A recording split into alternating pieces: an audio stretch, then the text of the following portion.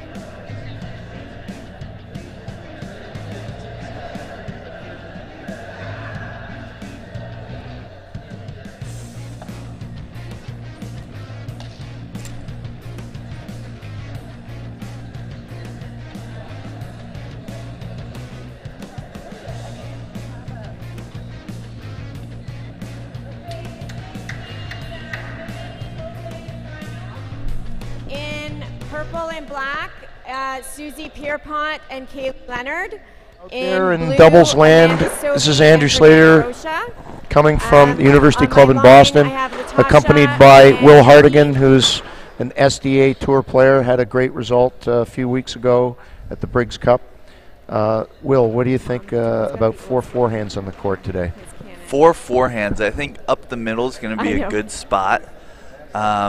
And he It'll knows be he's interesting like, it's to from see 2010. I was like, I guess that's how the not bad. dynamic shakes out early. I would say that Leonard, who's an incredible player at Harvard, an incredible singles player, is probably the least experienced at doubles out of all of these women, but she's done an incredible job so far this week of holding her own. And she's obviously accompanied by Sobhy Pierrepont, who's one of the best, if not the best, female doubles players of all time. Maybe you can shed more light on that, where she stands in the history books. Well, she's still got a few more years to play, but certainly I've played against Sobhy in a lot of the Squash Busters charity pro-ams, and she's got, first of all, for doubles player, she's the tallest on tour by far. Yeah. So she's got tremendous reach, but more importantly, she's got tremendous stroking ability, so she can shoot the lights out given the opportunity. And certainly her partner, because of that, everyone's scared to play the ball to her. Her partner's going to see a lot of heat today. Definitely. I commentated Fernanda and Sobhy last night against Steph Hewitt and Meredith Quick. And what I really noticed is how much speed and power they brought and how much pressure they keep their opponents under. Now, Susie's taller, holds her position maybe a little bit better, and can defend against that. It'll be really interesting to see how Kaylee holds up. But she moves extremely well and can hit it harder than most of the women out there. So it'll be interesting to see. Okay, here we go. Love all. And Fernanda is serving first. Two strong lefties on the left wall. Yeah, I would expect Susie's probably going to try and get Kaylee to go cross-court as much as she can to Fernanda, basically just to get Sobhy into the match a little bit more and to stay away from Amanda Sobhy, who's coming back from Achilles tendon surgery, and this is her. She hasn't played a professional singles match yet, but this is her second tournament playing doubles, so she's slowly getting back into it. But what a physical force she is. You already saw Sobhy take a ball in the front left, which is interesting. That might be a indication of things to come. Yeah, and you see that it was perfectly tight along the wall and just died at the back. So, and the one thing I noticed in the semifinal yesterday when you were commentating, Amanda and Fernanda saw a lot of balls hit to her, just to test her fortitude. And near the end, she made an error, but then she hit a winner, and she was able to squeak out that fourth game to win the semifinal. Yeah, one thing Fernanda's not afraid of is going for a shot if she has it on her racket. And she made a couple errors in the third yesterday, but for the 3 games that they won, she was pretty tough. And if she shoots like that today, right, that was always her weakness. Maybe 3 or 4 years ago was that she wasn't afraid to go for the shot, but her shooting percentage was very low. But up until a couple of years ago, she's now putting the ball away, hitting nicks, probably shooting at least over 75%, which is key in doubles. There's a beautiful touch shot by Sobhy Pierrepont. Susie's awareness of the court is incredible.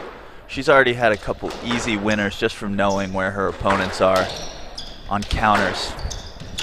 What's Susie's game? I haven't watched enough to know what her strengths are. She does a bit of everything. She really doesn't have a weakness. Right. And usually she's the shooter on the team, so she'll have her partner keep it in play, and any kind of loose ball she's willing to do something. But she's got power. She's got high squash IQ too. Exactly. And then she was a very good singles player in her day. And here we go.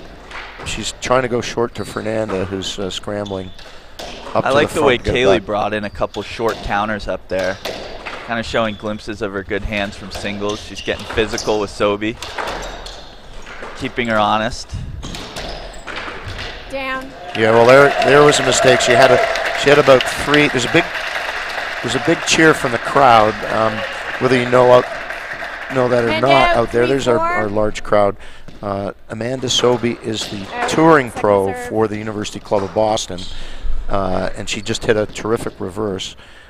So I think. And Fernanda's the she's the teaching pro here too.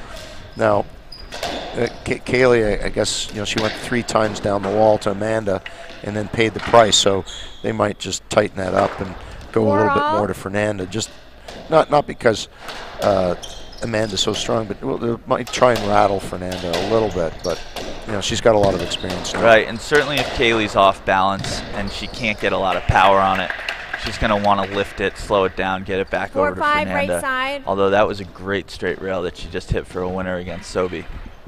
Very tight to the wall, tough to get back.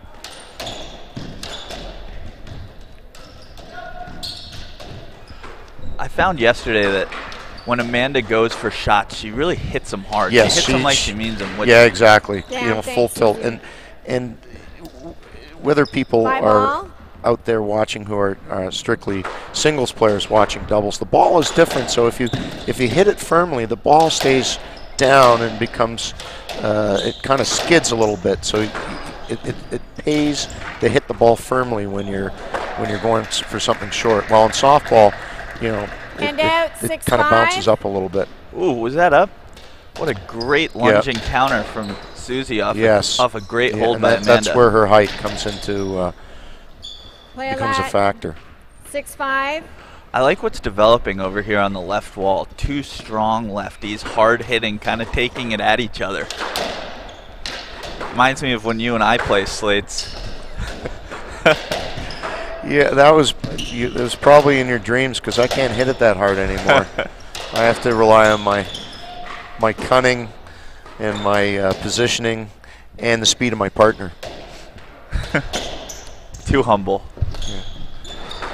It's a great dig from Susie in the back. And, this is some of the experience I just noticed from Kaylee. Here she's got Amanda against the wall. And although, in singles you want to be safe or whatever, but she had Amanda completely out of the way. She should be playing that ball. My thinking is that's a singles mentality, whereas you'd probably get a stroke in that. They want you to play it. Right, in doubles, you play that. She's against the wall. She's out of position. You got to play that ball. But in a few years, she'll learn and she'll play that ball every time. Oh, look at Amanda. That's behind her, and that's the power. Right look at that. Just 7-6. Right side. Straight wrong into the corner. Foot. She's on the wrong foot, and she just flicks it for a little reverse winner. It's amazing watching Susie, even when she's not on the ball, when she's not hitting it.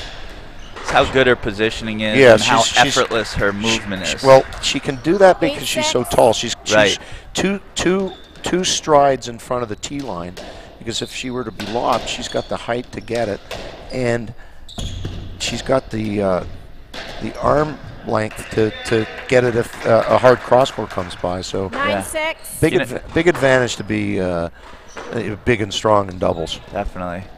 Kaylee looks. I really don't know anything about how much she played growing up in doubles, but assuming that she's like most college players and that she hasn't played all that much doubles, she looks really comfortable out there.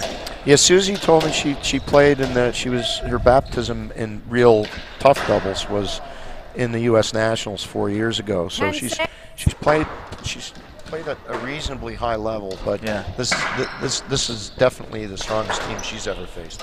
You can see on that last point, the ball was at the door. She should have crossed to the wall, but she was stuck at the tee, but she hit her leg as if she knew that she was out of position there.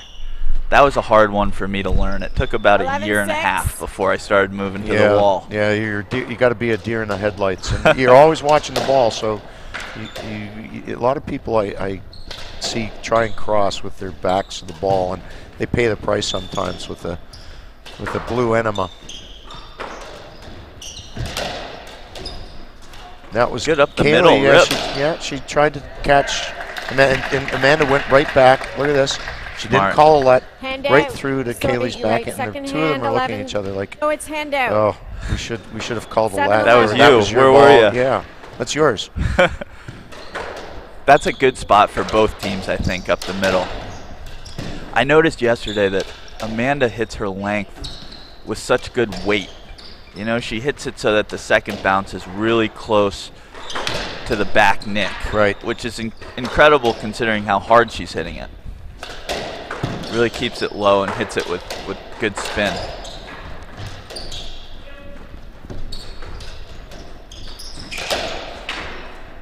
Play a lot.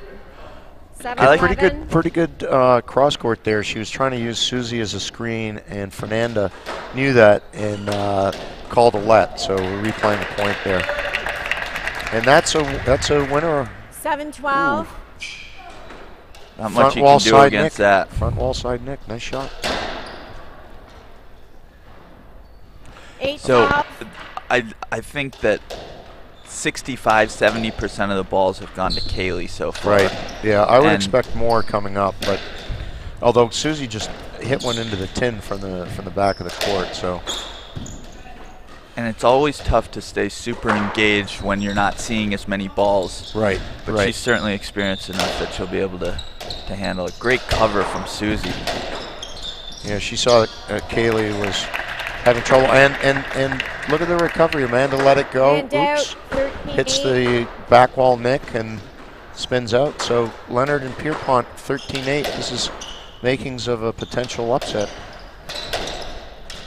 So Susie actually slid over, covered a ball in the left wall, got back over to the right wall, and hit a winner from the right service box. Exactly.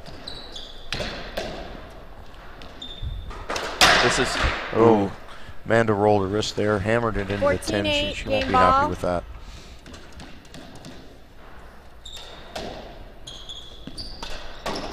It's a tight part of the game. It's always tough to play normally at this part of the game. And great Kaylee counter. Went up and redropped. Amanda's drop shot loose. This might be some of the effects of not having played that much in the last 12 months.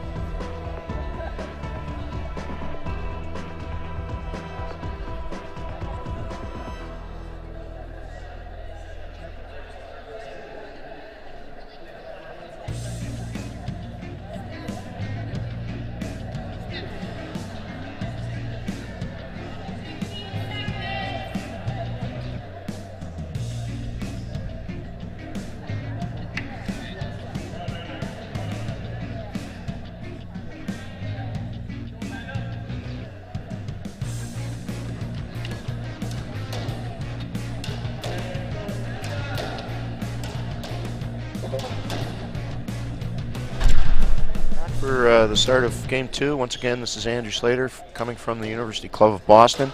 This is the final of the 2018 MFS Pro-Am. This is the women's division. And okay, games Kaylee are Leonard, 1-love, Pierrepont, Leonard, Level. Who now is based out of Colorado. She's an English player. Have taken the lead 1-love against probably Vegas favorites Amanda Sobhy and Fernanda Roca. And you see there on the script, Maturi, that's her married last name. She played at Trinity, Argentinian international.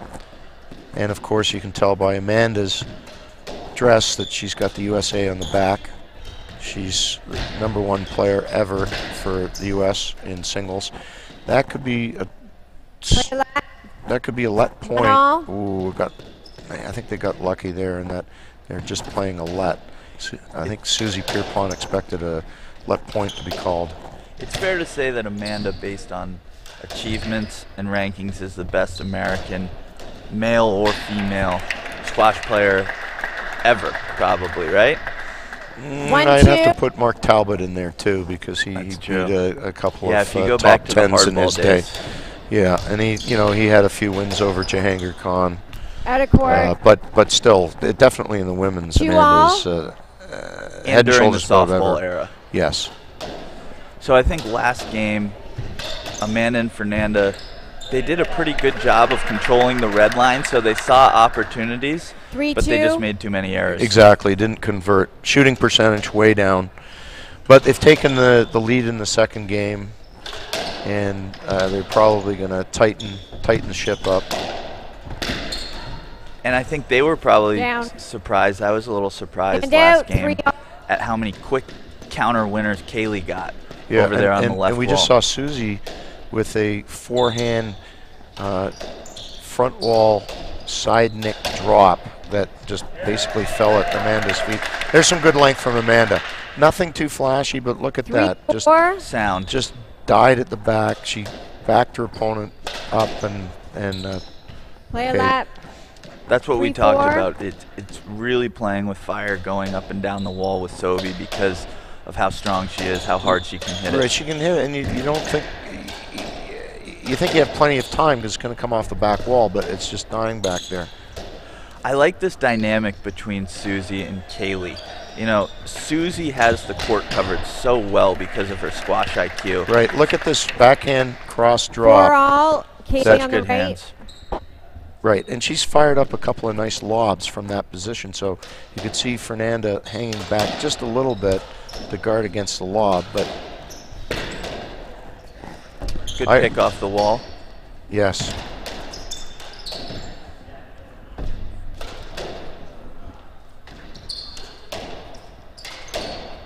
I think we'll see them settle into some longer points here. All these women like to shoot the ball, though. It makes for a good dynamic. The points, you know. Yeah, there's some good movement. Good movement, and it looks like Susie clipped her racket on the back wall and then hit that one into the tin. So Fernanda and Amanda, say that quickly, Amanda Fernanda, they're up by 1 point, and Kaylee Leonard, little roll corner there. Kaylee Leonard's been on fire.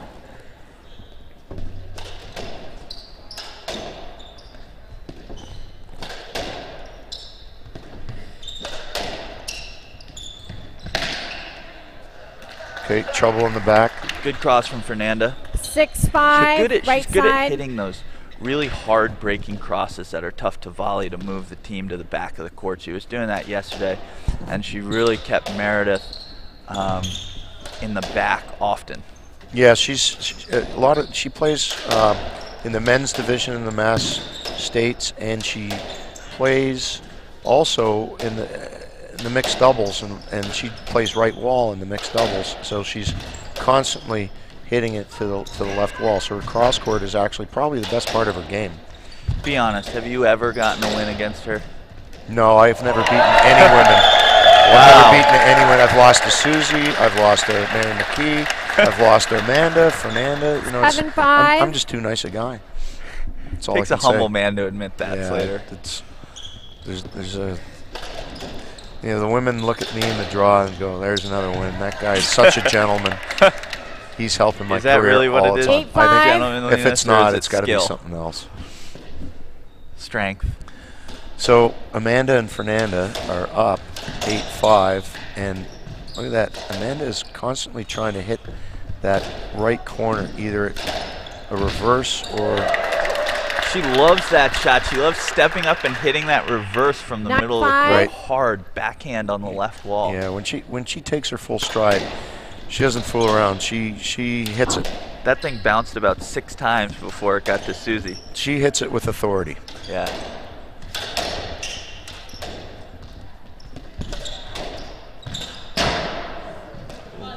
Well, that was an opening, and Susie hadn't seen the ball in a little bit, and she clanged that into the tin, and you can tell by her body language she's upset with that because they're, you know, normally 9 out of 10 times that would hit the neck.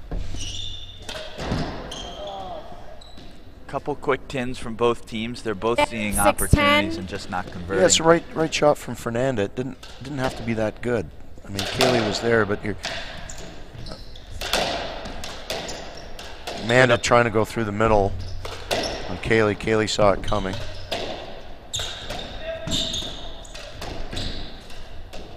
You can tell from the amount of open volleys that Suzy gets and the number of balls that she gets in the middle. She just has such great positioning.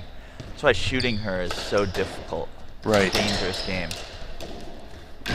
Little scraper, good get. Going for a behind the back. 7-10. Yeah, good. Look at that. Suzy put it through the middle. Left side. Amanda expected a cross court and was ready for the forehand. And of course, Fernanda thinking Amanda would probably get that no matter where the ball went. Wow, what a three-wall volley off a hard-breaking serve. Fernanda drills it into the neck. 7-11. Dead neck. Yeah, beautiful shot.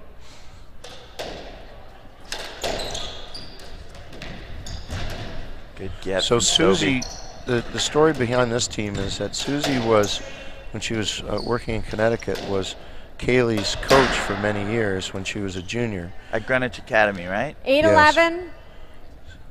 Yes. And figured that, you know, being a lefty and she would be pretty good at doubles, and it's certainly come to fruition here, making the final of the 2008 MFS Pro-Am in Boston.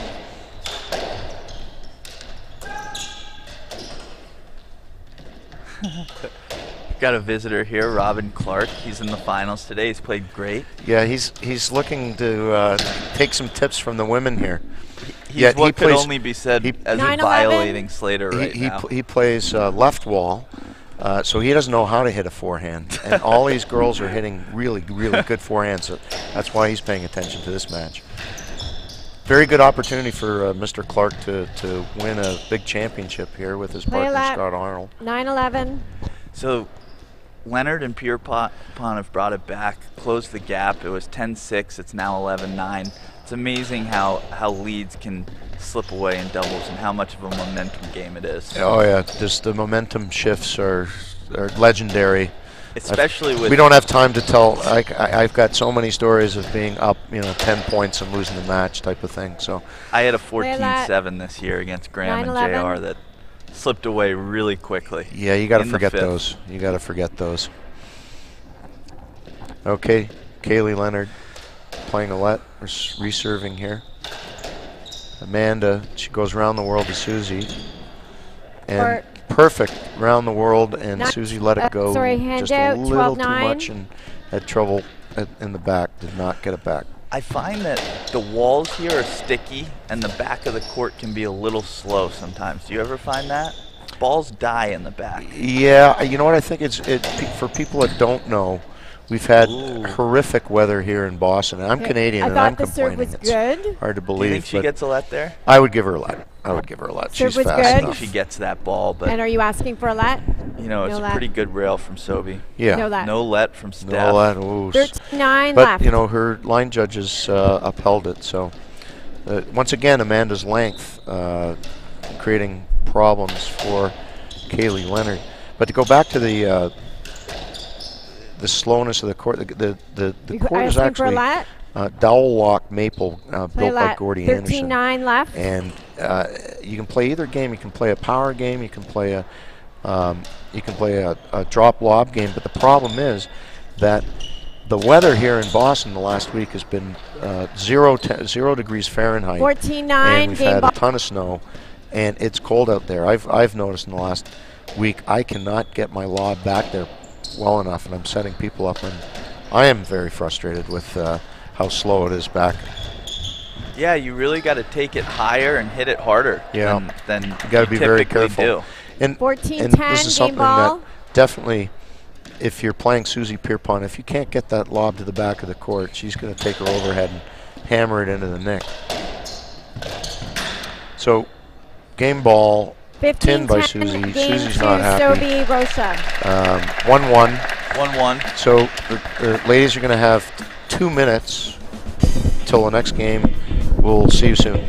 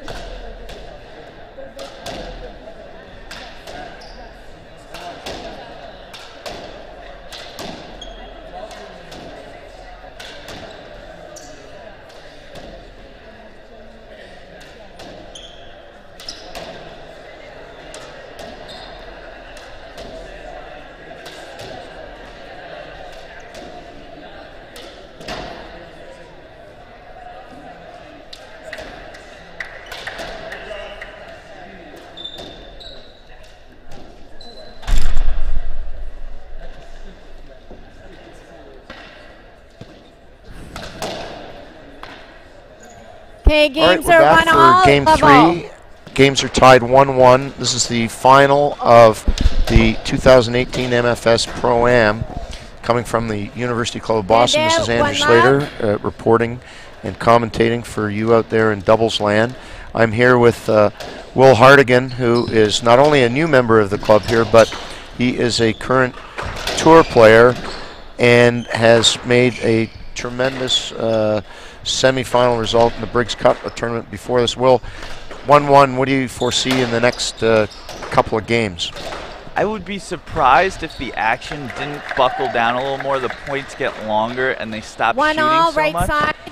Because there have been a lot of errors and quick lost or won points in the first 2 games, although none of them are afraid to shoot. And I just haven't seen the points be extended yet.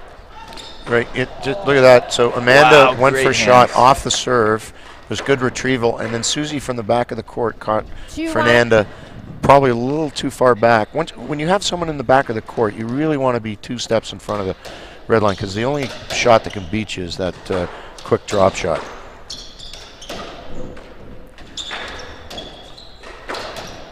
Yeah, I would say that every single woman on the court right now is pretty lethal when they're in an offensive position and is very capable of putting the ball away. Yeah, it makes for good viewing. Yeah. You know, so we got a full house here at the University Club of Boston. And men's finals coming up after this match. So we got a full house. The crowd is really Handout packed to right all. now. It might heat the court up a little bit, and you can tell that it becomes electric when the hometown team hits a good shot.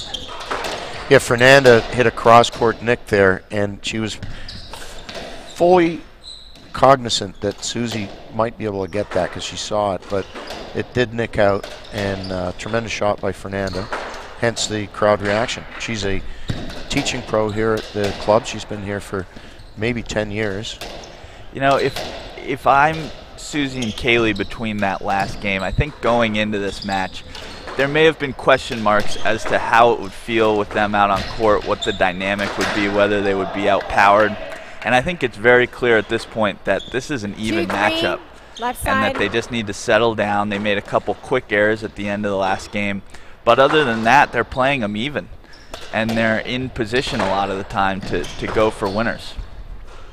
Now, Fernanda had just hit 2 winners in a row right at Kaylee's feet, and look at that! Look at that! Handout, Susie shapes 4-2. up that she's going to drill it.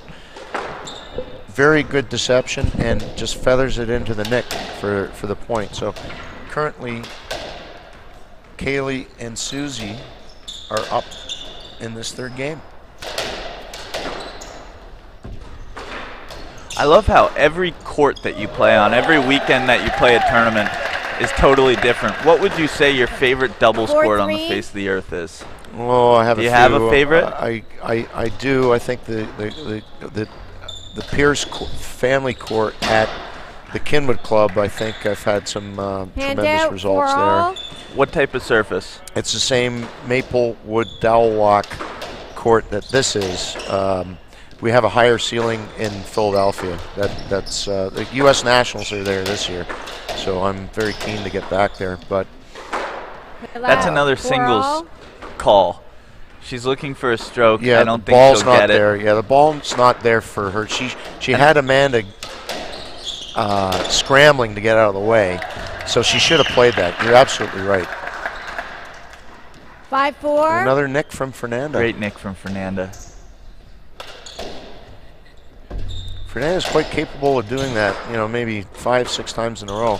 In the past, she'd pepper it in with 5 or 6 tins, but very few tins today from her. Her hit ratio over the past 2 matches that I've commentated has been pretty good.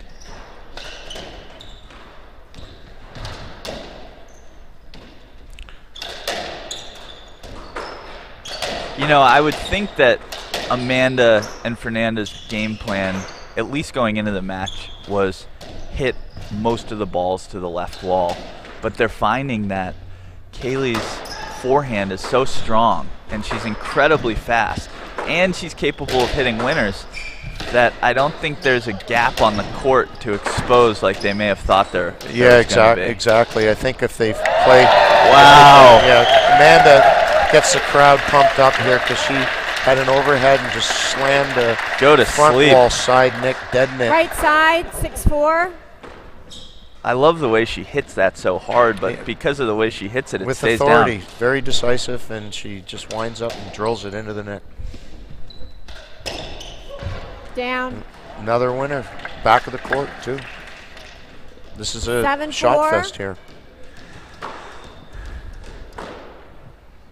It's incredible how consistently Fernanda can shoot from the back of the court. That ball's got to travel a long way to the nick from back there, but she's got such good hands. She hits it firmly. I mean, when she 7-5. commits to it, she hits it. 7-5, right?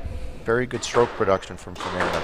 So Susie and Kaylee have small lead here, 2 points. This is a really even match.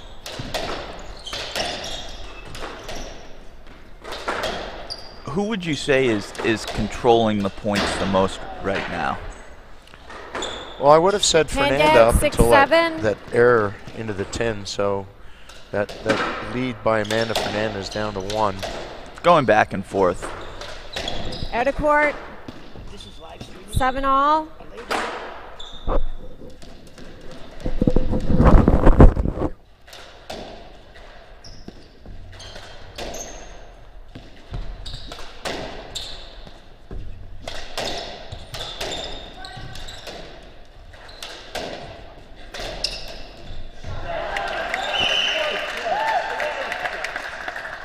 7-8 right side.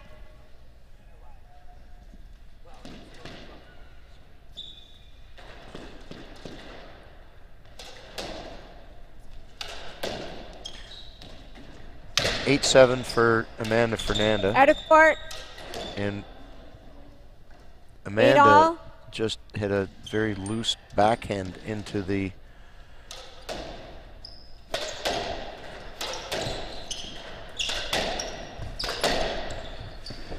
Amanda's upset with herself because that was a very easy backhand. She just fired up into the ceiling. So game is tied at the moment. And here we go. There's the replay. 9-8. And both players went for their backhands and hit each other's racket. So Amanda Fernanda up by 1 point. 3-shot swing there. Look at that. Another one. They're on a roll. A little ambitious from Kaylee to go for a shot from way back in the corner.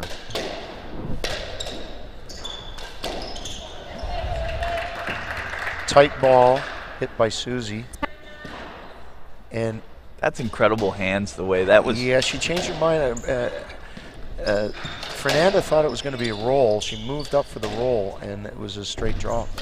So very good racket work there by Susie. Oh, great pass from Kaylee. She saw the opportunity. She felt Amanda on her right hip and exposed it. Sorry. 10-all in the third. Amanda, little veteran move there. She's got to settle down. That's your move. Glasses. Actually, no, you readjust your knee straps. Ankle straps, kick the ball to the front of the wall. Wipe the hand a few times. Oh! It's a tight ball fight, Fernanda, and Susie was 10, just 11. trying to get it back. Look at it. Look how tight that was. Great rail by Fernanda.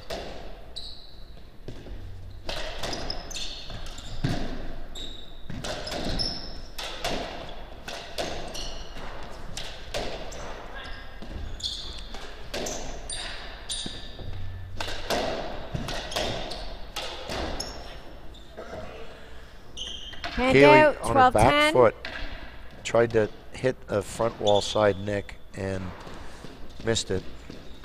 Do you think that's green light there, though? I think she had that shot. I think when you're stepping forward or you've got your weight moving forward, yeah, it's a green light, absolutely. 12, but 11. I think she's upset with herself because she wasn't 100% with her footwork.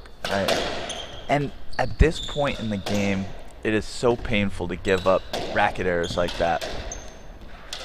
You know, yeah, you really got to buckle down. I find in the men's matches what happens around this point in the game is guys just start banging the ball as hard as they can. No one wants to make the error. Yeah, it's a defensive mentality. Great. Where you can always hit it hard. Hand out, 12 all. Great shot by Susie. Okay, 12-12. Yeah. So she's taking the initiative and went for a shot. Susie's hit a couple of those backhand cross-court drops from the middle of the court. I find with a hard ball, at least for me, that's a hard shot for me to control. Yeah, you know what? I could never hit that in my early career, but I love to hit it these days. And it works against certain right wall players that sort of hang back and expect a lob. So great lob there from Kaylee. There we go. 13-12, look at that. 13-12. 13-12, and look at the momentum shifts in this game. Seesaw. You know, I found that Amanda gives people the position to try to expose her down the wall. She actually stands towards the middle a little bit because she's so fast and so strong she can get back there, and she's goading them to hit it there because she wants the ball. Right. And I think Fernanda probably sees a few more balls when they play than Amanda does. But Kaylee's been able to expose it a couple times because she can hit it so hard. Great rail there. Step in. Susie had position on Fernanda and stepped up and drilled one. 15-12. Game to Pierrepont, Leonard. Games are 2-1. To win the game for clutch shot. Leonard and Pierrepont.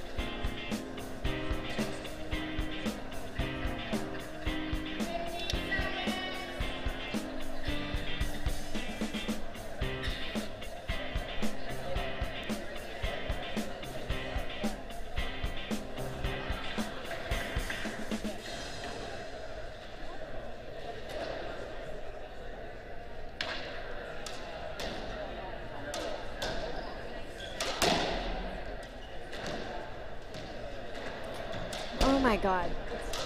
Time.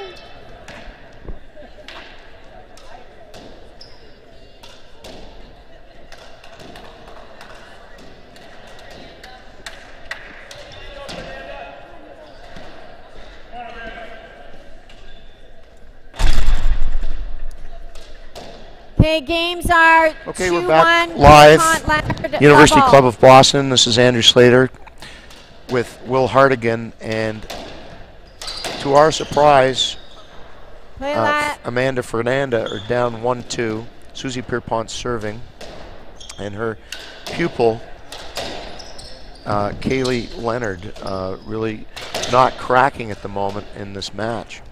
Will, we gonna see longer rallies coming up here, do you think? I don't think so. I've commentated enough matches now of Fernanda and Amanda to know that they're going to go for it. When they've got the positioning, they're going to shoot.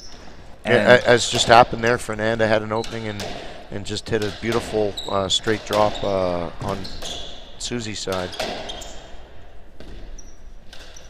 You know, it's hard to call this a surprise when Suzy's out on the court. She's just so dominant. She hits the right shot 99% of the time.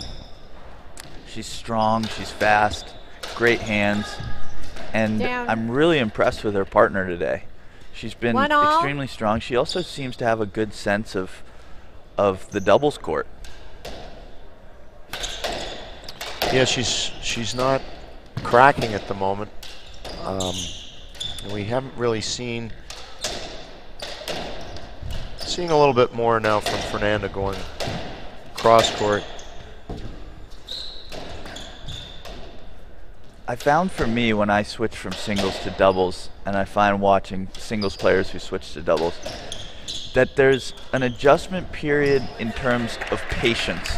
It seems oftentimes like there are opportunities to go for shots in doubles when they're actually not there. It's not the right time to go for it, and you have to reset that ball, hit it to the back of the court. But Kaylee's doing a good job of staying patient. Yeah, you got to beat two players. When you go for a shot in doubles, you got to beat two players, even though the court's bigger. But those players actually get to cover a lot less ground. Great reverse there from Fernanda.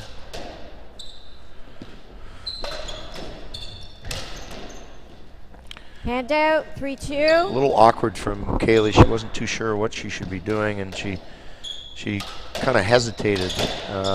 Probably the best move was just to lob it back to Fernanda, but she was thinking of hitting a shot and changed her mind and hammered it into the tin.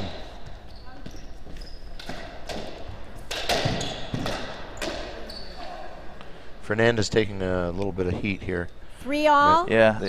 They went to her. She went to the back of the court, played it back. 4-2 tight left, rail Fernanda. by Suzy. So. Wait a minute. Yeah, I think that was the first time Suzy saw the ball in that point, and as soon as she got it, she pounded it for a winner, forced a racket error.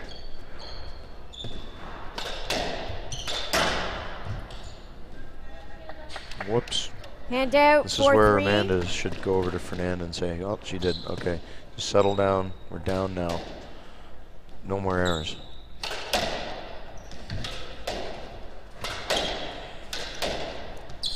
Yeah, there's something to be said for just not shooting and not making errors for a long point at this point in the match by Fernanda and Amanda, because Kaylee and Suzy have had the dynamic where all they have to do is hit the ball hard, keep it in play, and the other team has been giving them errors. And when that stops, when you cut that off, it really creates a mental shift, and the other team can start to get tight. And Suzy, on that last point, had a forehand volley opportunity and just hit it straight into the nick for a winner. A rare ball over the head of Suzy. Exactly, and she knew she had to volley it because it just hit the back wall nick and never came back.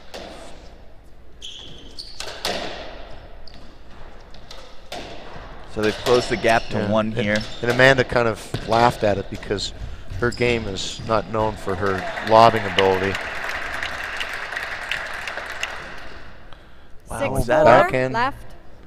backhand. What a shot. Beautiful cross drop there with her backhand.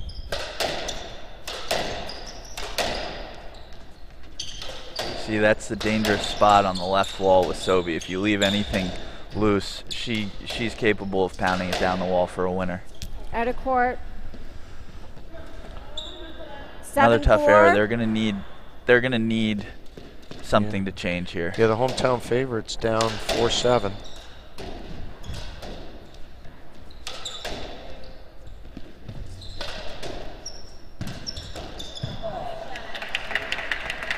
This is a forehand volley. It's 8-4. It's tremendous touch from Kaylee Leonard. Up 8-4. She and her partner Susie Pierrepont doing extremely well here in this fourth game.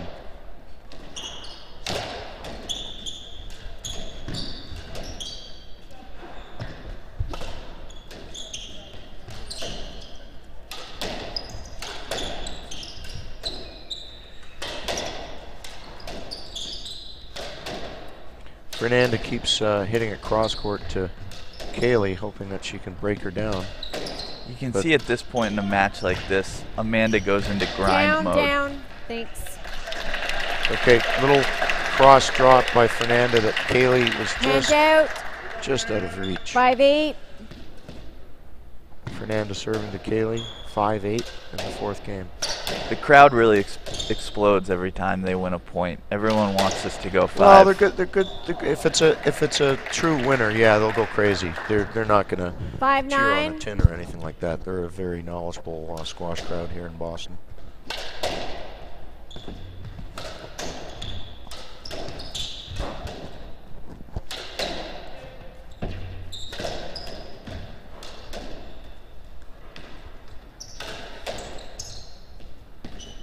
Susie coming around on her backhand. Little defensive shot. Great get. Look at Great that. cover from Susie. Yeah, exactly. She knew her partner Kaylee Leonard was in trouble. Great shot from Fernanda. Yeah, look at that front wall. Hand Look out. at that. Was that down? That stayed down. It was down, yeah. Hand out. I think that was 10. 10-5. Was it 10? Yeah, it was 10 because Susie's still serving. So some debate from the line judges and referees because Fernanda's body language was not giving away. 11-5 in the fourth game here for Susie Pierrepont and her partner and student, former pupil Kaylee Leonard.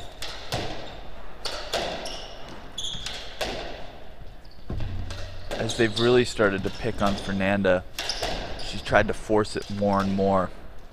And the other team is starting to see a lot of balls in the front of the court that they can tee off on.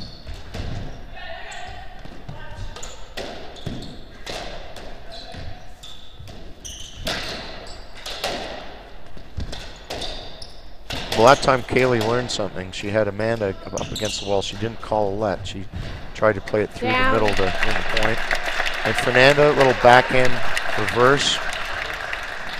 She had Susie up against the right wall, so pretty good opportunity to play that shot. Sorry. 6-11, Fernanda coming in serving. Sorry, it's second hand, 11-6 on the right. I actually think Kaylee Leonard's supposed to be serving. There we go. Referee has sorted that out. Good memory, Slates. Steel trap up there. That's part of the right wall's duty is to remember the score because, you know, God forbid the left waller doesn't know.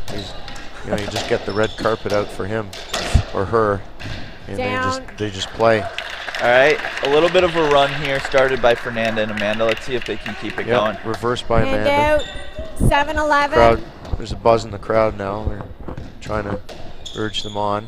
7-11. One of the many great things about doubles is a comeback like this totally is possible. Oh, absolutely. I could tell a very long story about being down 14 match points in 3 games at the. Was that at the Willie White? That was at the Gold Rackets, actually. Okay. So it can happen. Oh. Fernanda had the opening. and was just going to Amanda, feather 7-12 feathered it left. into the tin. There you go. It's tough to shoot normally when you've got these two women covering the front of the court, Susie and Kaylee. You know, they're so punitive when they get to the ball in the front. Okay, Amanda calling Fernanda off and taking it in the back. And once again, that kind of awkward-looking poke volley goes in for a winner. She didn't hit it decisively. Oh, there's Sobhy Amanda. Taking matters into her own hands. 13-8. Jamming it into the neck.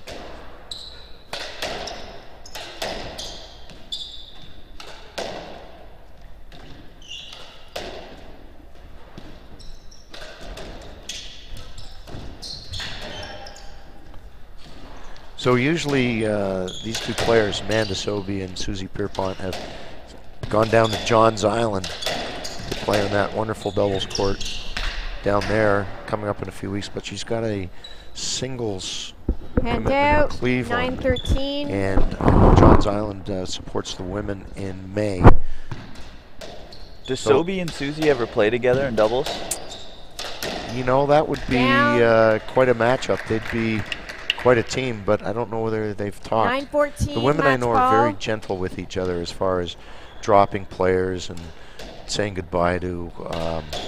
Unlike you, who will just kick a partner to the curb. No, I've been dumped so many times. Yeah, me too. Look at that! All right, a tremendous victory by Susie Pierrepont, and a really, really nice drop shot to finish it off. So 3-1 win for Kaylee Leonard and her teacher, Susie Pierrepont. 4 great games there. I Don't think go Kaylee away. Leonard, We're going to be back with the men's final in probably about 20 minutes. 5 minutes, 10 minutes.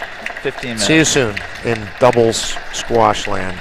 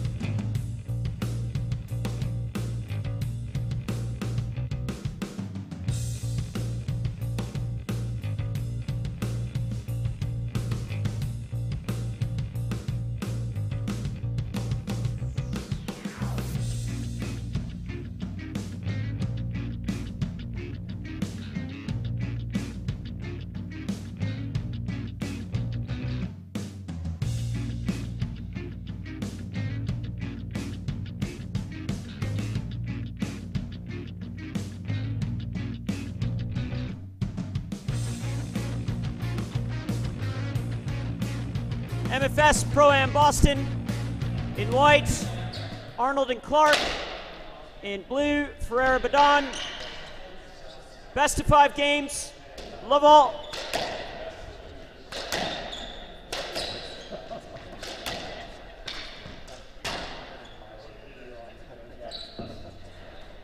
Love all.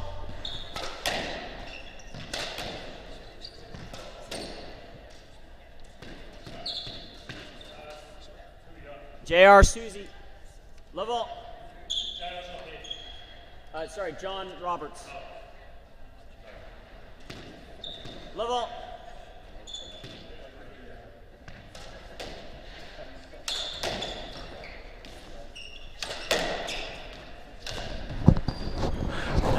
Okay, doubles world, we're back for the very first point of the men's final of the 2018 MFS Pro-Am here at the University Club in Boston. This is Andrew Slater commentating.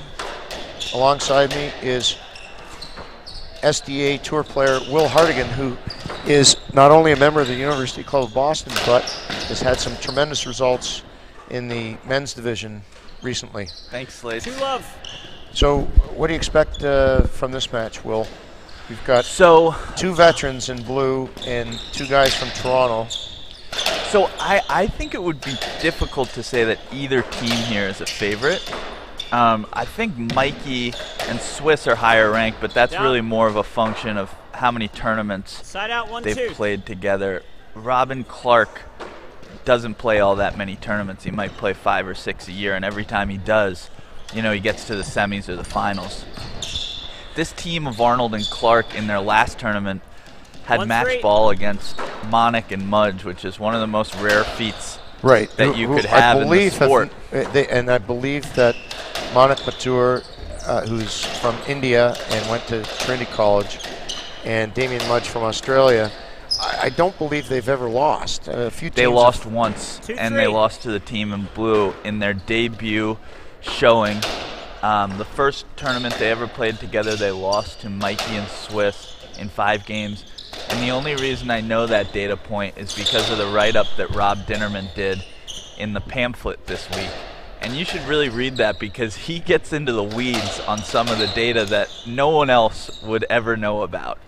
One of the many interesting points that he brought up is when Adam Buse and I made it to the semis of the Briggs, we were one of 16 teams this year through 6 tournaments that had made it to the semis, which just goes to show how diverse the field is and how many good guys there are out there. Right. I guess we've got Robin Clarke, who's a teaching professional at the Toronto Cricket Club in white, and his partner, Scott Arnold, who's from Australia. He is the head squash professional at the Toronto Racket Club in Toronto. They don't play as many tournaments as most of the teams, but when they do, they have a severe impact. In fact, they lost 1 point in the 5th at the Cambridge Club tournament recently to Monik Maturi and Damien Mudge. Now, that team opened up the draw this weekend because Monik is in India attending a wedding, and Damien Mudge elected not to play with another partner and is vacationing in Thailand. So these 2 teams have a big opportunity to win a very large tournament and maybe close the gap on Maturi and Mudge. So we're currently just 1 point adrift with Robin Clarke and Scott Arnold holding that 1 point advantage. I think both teams are just feeling each other out at the moment and see where they're going here. What do you think, Will? You know, I find that every time Mikey's on court, he dictates the pace of play because he ratchets it up, he jacks it up, he hits it as hard as he can every time. He steps up, he stands on the red line. And I find that 9 times out of 10, certainly against lesser teams, they just try to go back at him. I know that Alex Dominik and I got pulled into that on Friday. But Arnold and Clarke fundamentally are so incredibly strong. Their positioning is perfect. They can play a slow game, they can play a fast game, they can attack at the front. And, you know, I have my hot takes on what I think the strategy against the blue team is. But what do you think the strategy against the white team is? They seem like a pretty darn hard team to expose. Well, strangely enough, Robbins made just a couple of errors. This ball come through the middle, and he couldn't retrieve it. But their strength is that they have great positioning, and they don't make silly errors. They don't hit silly open balls for another team to hit a winner against them. So they're a very, very tough team to break down. So you've either got to shoot the lights out, which is tough to do. Yes, it means that you have to be patient as well. I'm keenly paying attention to the position battle on the right wall between Swiss and Arnold, because Swiss and I really got into it on Friday night. It got super chippy, and he claimed I wasn't moving properly. I claimed he wasn't moving properly. And I guess if he doesn't get into it with Arnold, it means I was, in fact, the one moving improperly, which I think is probably more of a possibility. But he's more of a physical player than a lot of people realize. Well, you know what? The rules of double squash are that you can stand anywhere on the court, and if you're impeding somebody's swing while they're swinging, then you might get a few let points against you. But you kind of want to play like a bullfighter. You want to be as close as you can without really getting gored. So that's good. I had some big physical battles with Ned Edwards and some big guys like that, and that's okay. That's part of the game. And Scott Arnold is a big, tall guy. That's kind of embarrassing. Yeah, you never want to get hit off the front wall. You never want to get hit there. Well, off the front wall too. I mean, he had a lot of time. Yes, Let. If his members at the Toronto Cricket Club are watching in the lounge this final, that could, you might hear about it Monday morning, about not being able to get out of the way of that forehand from Michael Ferreira. I should point out that the team in blue, Mike Ferreira and Yvon Badan, a tough name to pronounce. Nice. So everyone, very boutique. Everyone. 8-7. I'm bilingual, coming from Canada. So Yvon Badan is a French Swiss, but his name is so difficult to pronounce correctly that everyone just calls him Swiss. So yes, Let. Those 8-7. Two played together at Trinity College in Hartford, Connecticut, and part of that long run of undefeated intercollegiate squash. So they're quite familiar with each other's game, and obviously good teammates, since Swiss was dispatched by Manic. Down. It's incredible how many ex-bantams, Trinity bantams there are on the SDA tour at a really high level. You've got these two. You've got Bernardo. You had Bossett before he went back. Yeah, Johnny Smith. Pat Malloy, who came through qualifying. Who had a great showing this week. Had a couple 14-all games against Clive Leach and Jim Bamber with John Hyatt this weekend. Down. So Swiss there got up, and Robin Clarke, good cross court, and Robin caught him, and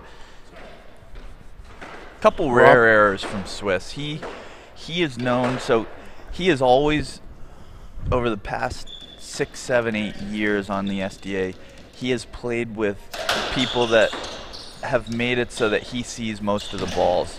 Maybe less so with Mikey than when he was playing with Monik, but he is known for being really difficult to break down. He might not be the most lethal shooter on tour, but his positioning is incredible. He's really smart player. Yeah, it's kind of like trial by fire. If the other team perceives you as the weaker player, they can play off you.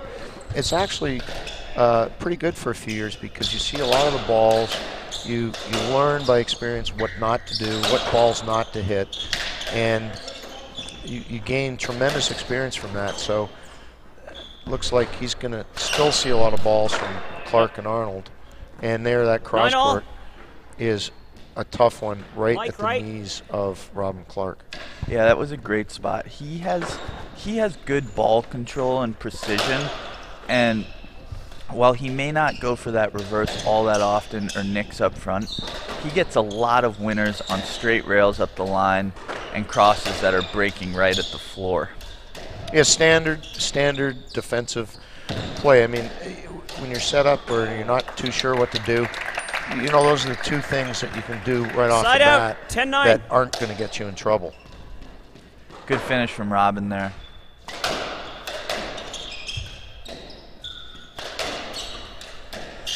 So I played John Russell and Scott Arnold in the semis of the Briggs, and it had been a while since I felt that dominated on the right wall as I did against Scott Arnold. I mean, he really he just stood hammered in front one, of me. Strangely enough, just hammered one into the tin to make it 10-all. Yeah, Scott's a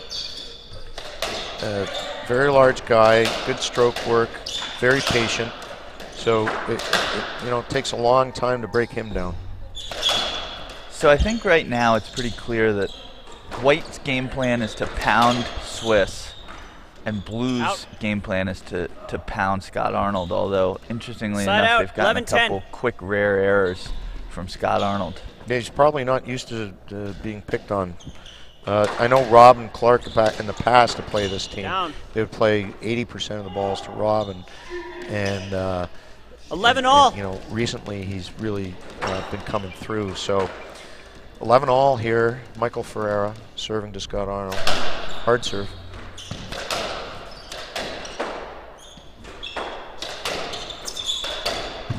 Mikey's fun to watch for me. He goes full bore at all times.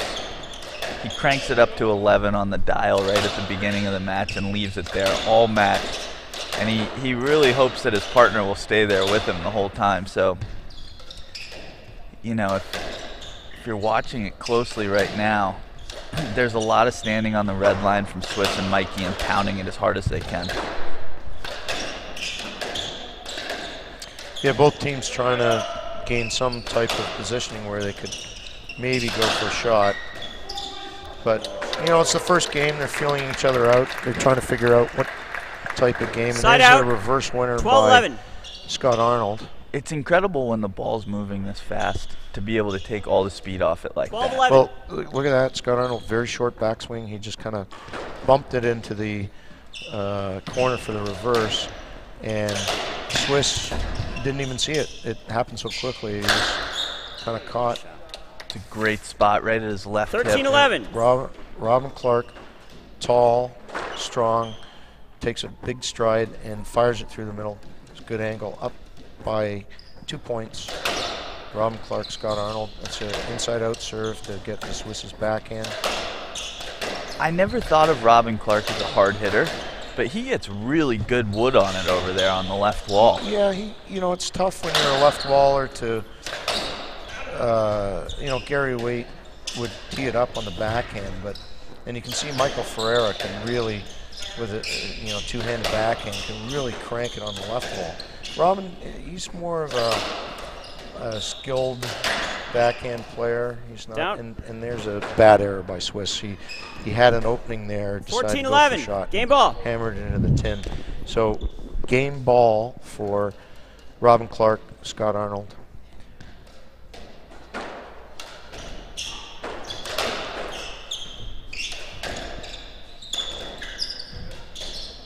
I think White in general is a lot less error prone than Blue. Exactly. Yeah, they're kind of you know, twin towers, nice and steady. They don't want to lose it. They will let the other team lose it before they go and try and win it.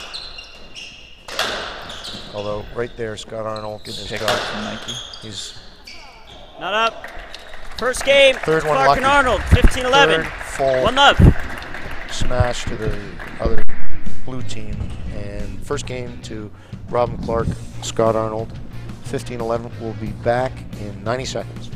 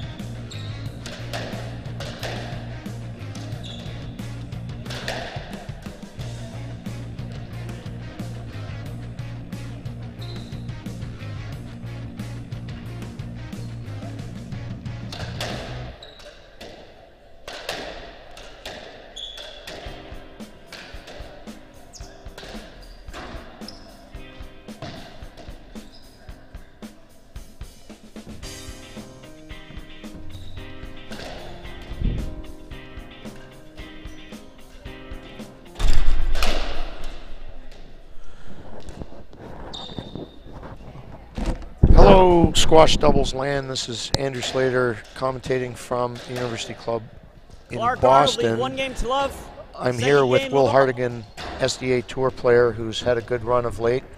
The match at the moment is 1-0 for Robin Clarke of the Toronto Cricket Club, Canadian, and his Australian partner Scott Arnold, the squash director at the Toronto Racket Club. And their opponents are Michael Ferreira and Yvan Badan, who are Trinity graduates, fellow Bantam teammates. Probably the two teams fulfilling their seeded roles here. So, Will, what can we expect from Michael and Yvan, or Swiss, because it's easier to pronounce? What do you expect that they're going to try and do in the second game here? As is so often the case in these SDA matches, they're not going to be able to win this match if it doesn't go an hour and a half to 2 hours, because they are going to have to keep the ball on the left wall, keep pounding Robin Clarke for the entire match. Scott Arnold is just too lethal as the forehand player to leave him anything loose. Down. But Robin Clarke is obviously, you know, if not the best left waller on the Pro Tour, in my opinion, backhand left waller. One of them, certainly. So they're not going to come by points easily at all, and so far they've been making errors way too often. Exactly, down 2-love in this first game. And Robin Clarke is kind of seeing a lot of balls in this game, as you predicted, but, you know, he hasn't given up a loose ball and he hasn't given up an error, so he's very steady.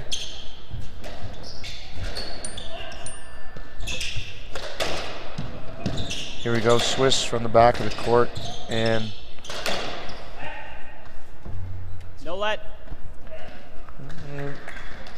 Something out 1-2. Yeah, too good a shot by Swiss. Robin Clarke was appealing that Michael was impeding him to getting the shot, but to be quite honest, that was almost a dead neck roll. So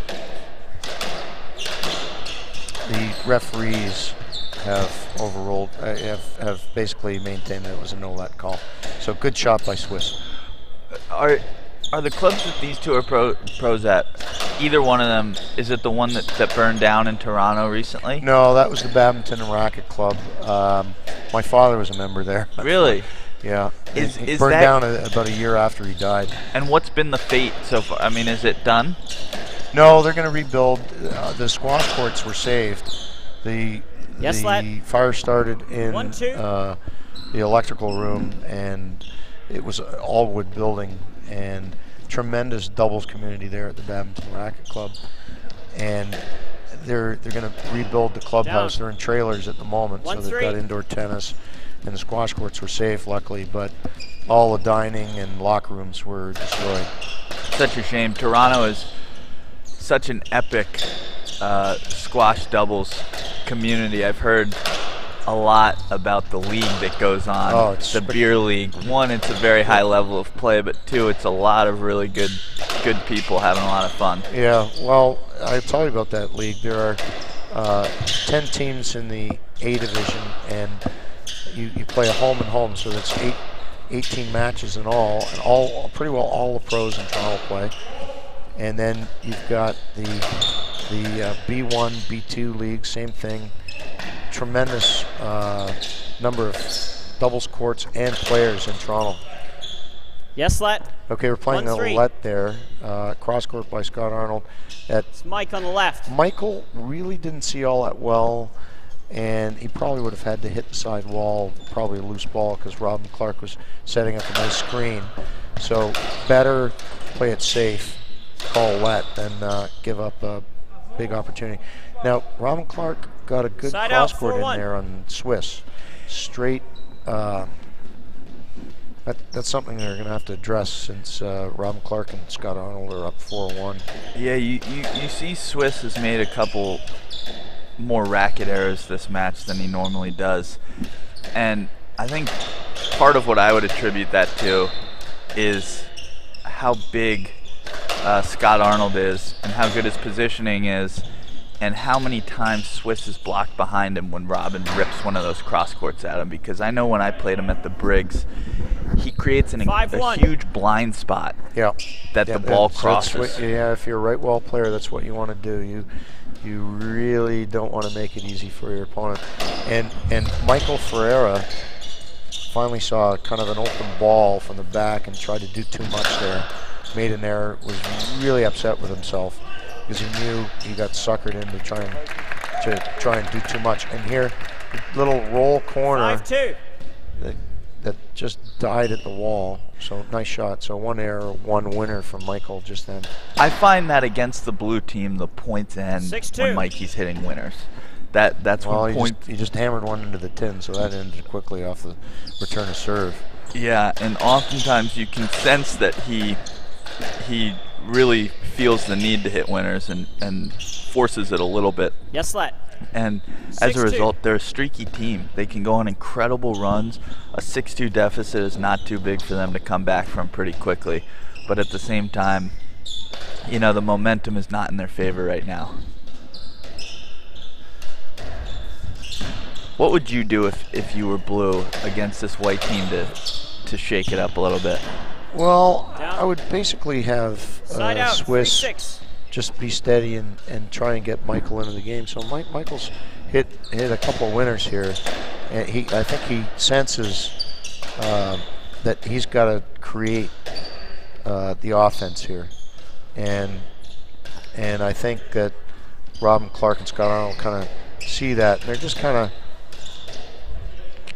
hitting good length, hitting good lobs, and not in a rush to win any points here. Although really good defense from both of them. A couple of good digs up front. Mikey's so good at keeping pressure on. Once he has you on your heels. Was that up? There's a roll corner winner by Robin Clarke. Great little trickle there.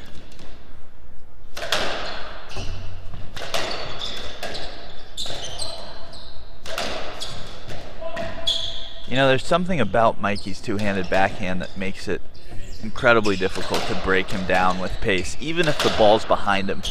You know, he's got almost like a little lever system that he uses. He just flicks it, and he can generate pace from behind him on a breaking ball.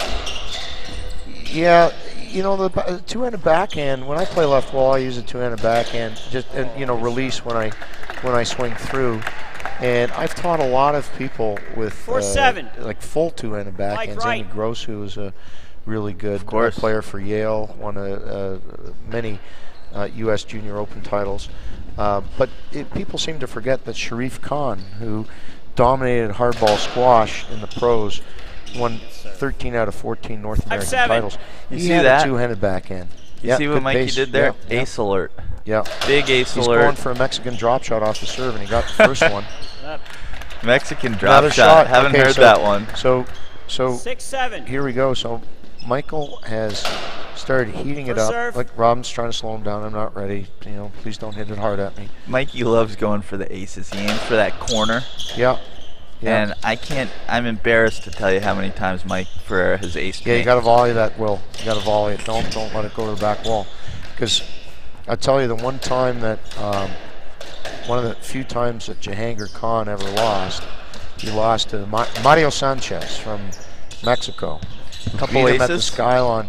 Oh, lots of aces, but the Mexican drop shot he used in that you hit the ball. Because in Mexico, it's altitude. So their drop shot was hitting it hard so that it wouldn't bounce on the floor, but it would go right into the back wall nick. So he hit a number of those against Jahangir Khan. So that's what Michael did on the first service a couple points ago. So here he's going to heat it up against the Robin Clarke. Robin is going to take his time and just, punt it back down the left wall. So yeah, the Mexican players were never known for their drop shots because they basically just hit the ball hard, ran around. Because at altitude in Mexico, if you went for a drop shot, it would just hang up and someone would come up and slam it down your throat. So they had no touch shots. Everything was hit hard. Interesting.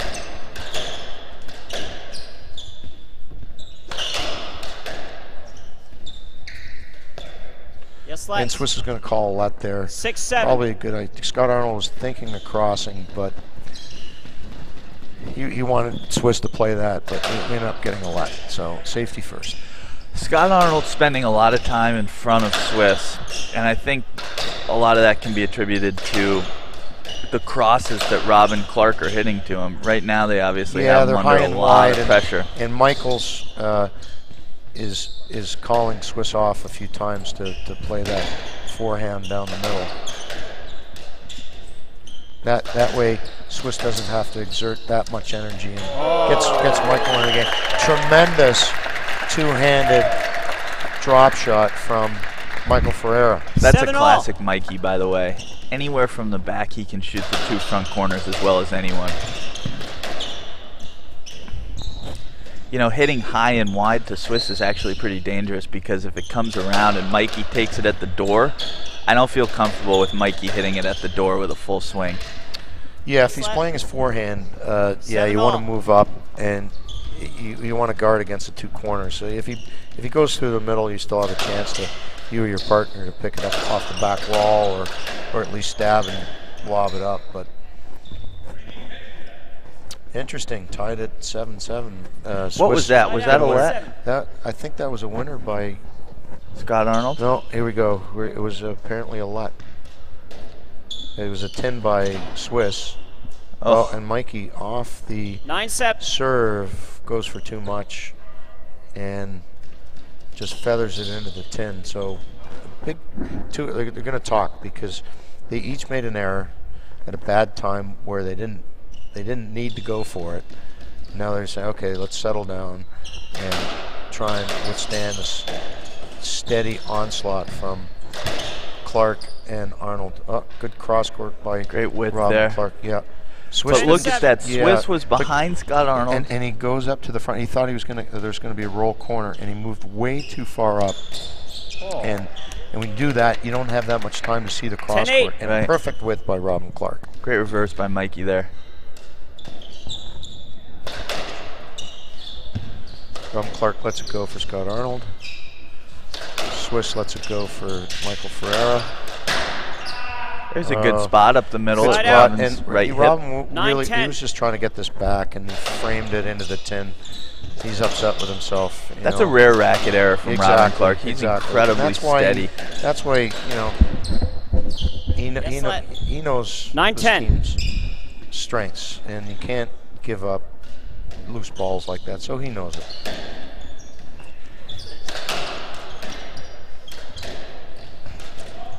Interesting story. Bernardo Samper and Robin Clarke and a couple of the other guys on the SDA were hanging out in the locker room yesterday watching football.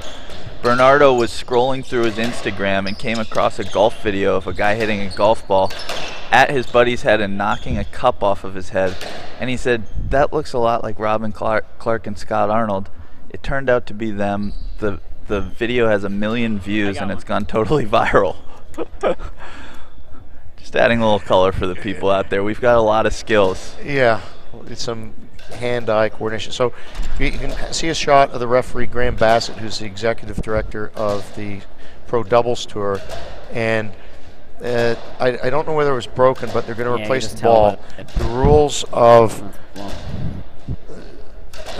squash doubles, certainly when I played, was that if the ball was cracked, you must replace it. And we had a rule where you only use the ball for just 2 games and then replace it right afterwards. And this stops what we're seeing now in that we're having to warm up a new ball.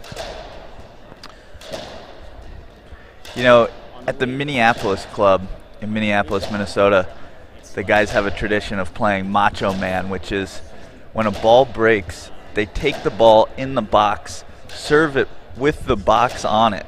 The ball flies out of the box, and they just start it from there. They don't even warm it up. I've seen that before, not necessarily in Minnesota. I think more of somebody throws the box or the ball, and someone's upset that the ball is broken and just hammers the box into the ceiling, and the ball goes ricocheting everywhere, which way. Yeah. Macho Man. And for those old school viewers out there, this is not the traditional warm-up. Usually each guy has a chance to warm it up by himself. In the old days, a team would warm it up, and then you'd give it to the other team, and they'd warm it up as a team. Things have changed over the years, but looks like we're almost ready to go. It's a Swiss choice. I did wonder the origins of this kind of lazy warm-up that always happens after the ball breaks. You know, one guy goes to the front of the court, slaps it around a little bit. I can't tell you. It's just somebody started doing it by himself, and everyone, all the new kids on the block came out and said, "Oh, is that how you do it?" and it just kind of followed.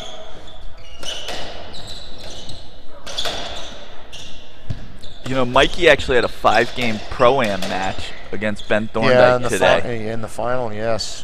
Yes, and Swiss did as well. That might play a factor in that I don't think Arnold and Robin Clarke had a Pro-Am final today. Yeah. Mind you, these guys are so fit that they're incredibly fit. But this weekend really is an incredible amount of doubles, and it's one of the best tournaments of the year. I mean, I haven't paid for a meal this entire weekend. None of the guys have. You take such good care of us, and you know, the Pro-Am is arguably the best on tour. You remember they didn't hit you up for they didn't hit me with anything. Okay, a fee. Okay. Well, I actually put it on the Slater tab. Okay, all right, you're welcome. Thank you. But there's a huge Pro-Am that goes in conjunction with a lot of the SDA tournaments, and it just so happens this club is probably the most traveled club in North America as far as going to the Canadian doubles and the U.S. doubles. So, you know, we got a lot of tournament players here, and they all want to play in Pro-Am. What it does is that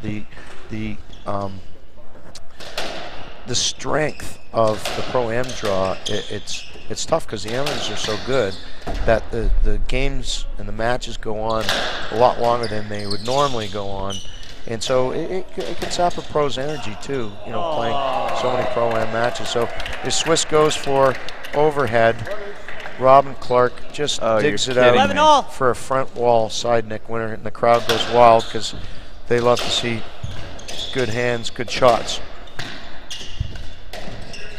It's always interesting with a new ball how the pace of play can tend to pick up for a few points after it.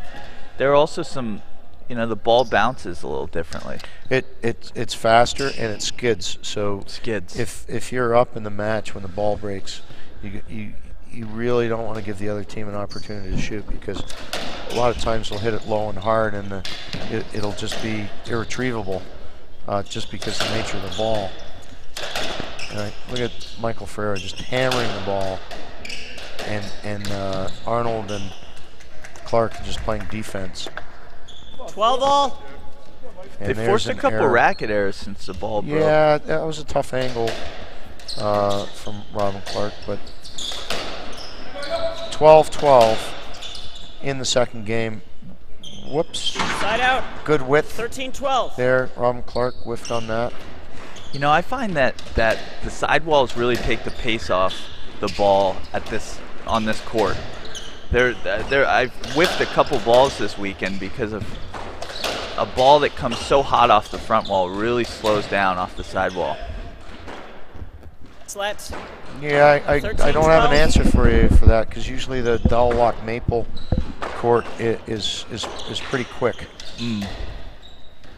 Then you guys, your tours going to eventually go to Greenwich. I remember playing in Greenwich where all the courts were concrete, and the ball would just fly around.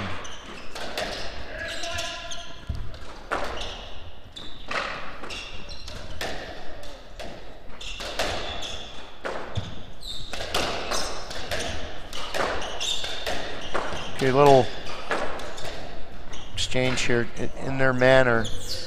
Arnold and Robin Clarke are not really. They're just keeping the ball in play,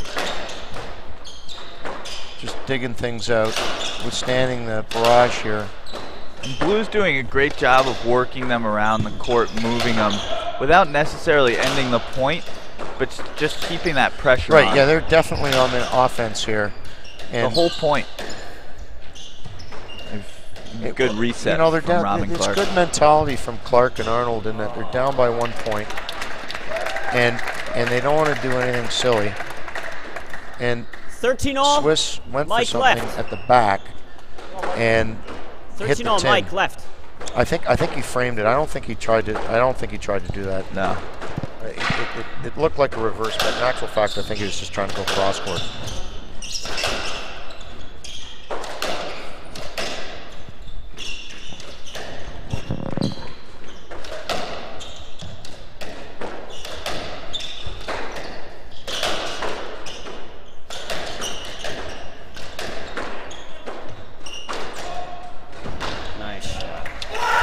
Wow, great trickle from the back.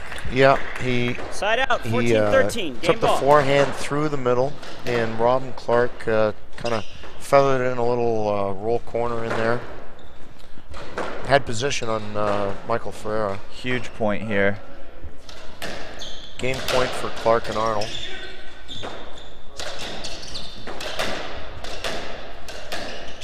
So you see that Robin Clarke had the same ball there, and what he did is hit a lot higher. Give a weird angle to Michael Ferreira. Michael was thinking that he was going to go for the same winner that he did in the previous point.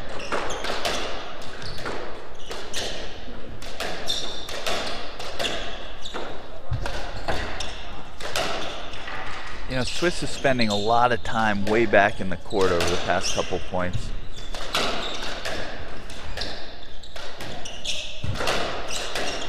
Went for a reverse there. Ooh, slat. Be interesting. 14-13. Yeah, he's out of the way, so yeah. He's out of the way. We're going to play a let there. You know what? He should have played that ball. Scott Arnold was so 14-13. concerned that a let point was going to be called against him that he was way out of position. That old school, we didn't have the let point. He just played through. You got him out of position. If the guy wants to get hit, he gets hit. But there, he should have played the ball. He had him out of position. Oh, shit. Okay, you'll notice that Michael Ferreira was not looking at the ball, and he didn't want to give up his position. He actually took one for the team there because he figured if I stay there, Robin Clarke, if he hits that roll, he's going to hit me, so we're just going to play a let. And that's exactly what was happening. He'd rather take that one off the beanie than let him go for that trickle.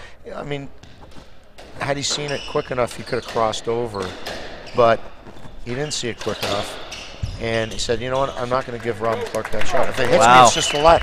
Wow, so Mikey jams a deep one. It hits the nick, stuns Scott Arnold, brings it to 14-all.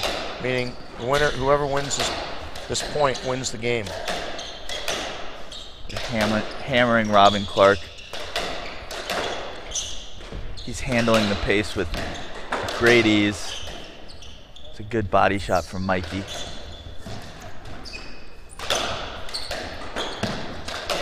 Good cover from his partner behind him. Out of court. Oh. Second from the game. Back of the court, Arnold, he's just going for a cross court and just hit the tin.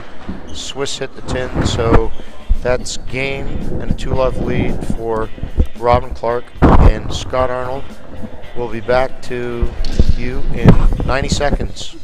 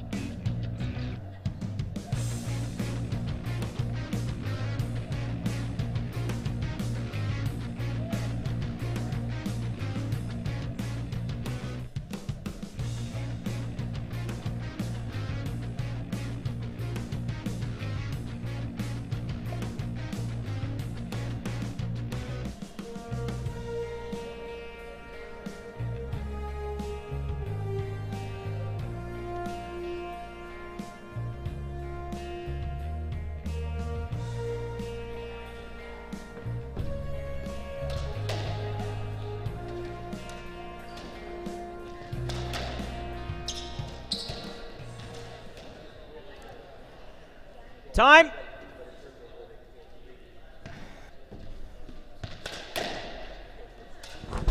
Okay, squash doubles world out there on the internet. This is Andrew Slater commentating at the University Club of Boston. We've got the men's final here. 2-love for Toronto-based team of Robin Clarke, Canadian from the Toronto Cricket Club, and Scott Arnold, Australian, based out of the Toronto Racket Club. Clarke Arnold lead 2-love. They're leading the Trinity longtime former teammates. They've been out of college squash for 7, 8, 10 years now. They're down 2-love. I'm here with Will Hartigan, SDA Tour player who's had a good run of form and also a member of the University Club of Boston. So the Trinity Bantam teammates are down 0-2. Pretty steady team of Robin Clarke and Scott Arnold. What should they be doing well? Well, I think you brought up an interesting point in between the game, which is Robin Clarke on the left wall is incredibly difficult to break down because Swiss is hitting good crosses at him. They're breaking at his knees. He's hitting some wide ones. He's hitting some at his body, and he's totally unfazed. So I think you're right to suggest that maybe they mix that up. I don't know what it is. There hasn't been anyone on tour who's figured out how to go through these guys easily. I mean, even Monik and Mudge, it was 15-14 in the 5th. So they're a rock-solid team, but I think they're going to have to mix it up a little more, start bringing it to Arnold. I think Swiss is seeing a few opportunities to hit straight, hard rail down the line, but that's a hard shot to execute. Yeah, exactly. It's tough to pick right wall or on a right wall. It's just that, due to the nature of the stroke, you can't keep it as tight on that wall because your shoulders are turning. So it demands some tremendous skill. Because if you miss, then you're completely out of position, for a let point or give up your position for like a reverse or something. So anyway, Robin Clarke is rock solid over there, and it's not 1-all at this point. He's just hitting a basic cross court. Swiss has moved up to counter like a drop shot. He's let it go, and Michael Ferreira, his partner, didn't realize that he was letting it go, and the ball died at the back. And so look at how far Robin Clarke stands up on most of these too, and this is his backhand. I mean, yeah, but you see, he's not taking a full swing. He's taking like a little short swing. He's absorbing the pace of Swiss's cross courts. Right. And he's seen it so many times that it's routine. This is his particular skill set. He does it as well as anyone on tour, certainly right now. Look at that. They're trying to hammer it, and he just one-hops it, just little bunts it into the front left corner for a winner. That was like a Chris Sparr shot almost. I think Chris hits it a little bit harder. I think Robin took a little bit more pace off that one. And Robin had his eyes closed too. Right. Okay, Robin Clarke lets it go for Scott Arnold, so at least Scott. Oh, look at that. Mikey. Backhand, side overhead, 4-2. front side nick. That's the thing about this blue team is with Mikey, you're liable to go on a 5-point winner run at any given time because he can shoot from anywhere on court. Yeah, they're up 4-2 here, and they're being proactive, and that could be a let. 4-2. And that the ball came through the middle. Yes, Swiss is. First look serve. at that. Scott Arnold hadn't even turned around, and a little quick serve. I think Michael's telling Swiss, okay, keep going cross court. I feel good. Try a few more shots. Yeah, I think lifting it to Robin Clarke occasionally would be good. At least having multiple paces of play that they're using against switch him. up. Oh, rare error from Robin Clarke. That ball was tight. So, but that's not blue team's game to slow it down. Their game plan. I've played them enough at this point to know that their game plan is to stand on the red line and bring heat. Yeah, and Michael, another two-handed. He's going for it again. That could be might a get point. one there. Stroke. Yeah, so they're on a tremendous roll here from being proactive, very offensive. 7-2. And Michael Ferreira he's 3 out of 3 there. He got 2 dead nicks and a let point out of going for that front right corner to Scott Arnold. Maybe that's something we're going to see more of, and that they're going to try and get Scott Arnold in that front right corner.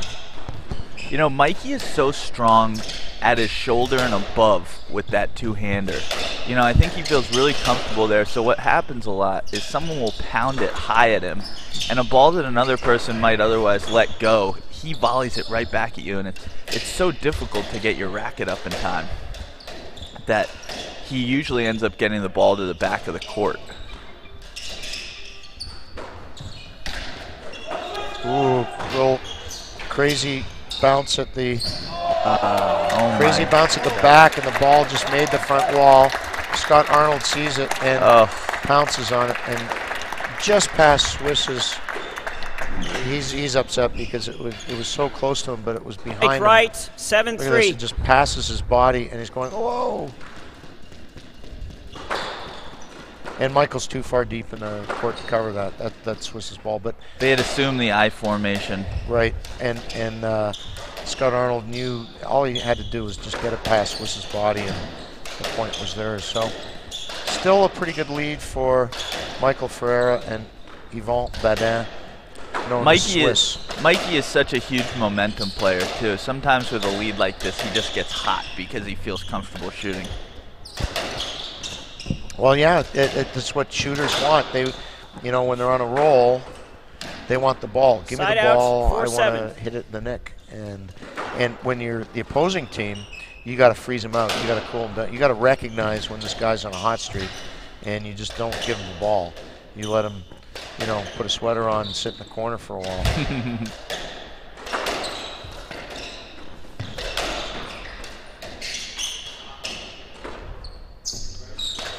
Okay, longer rally here.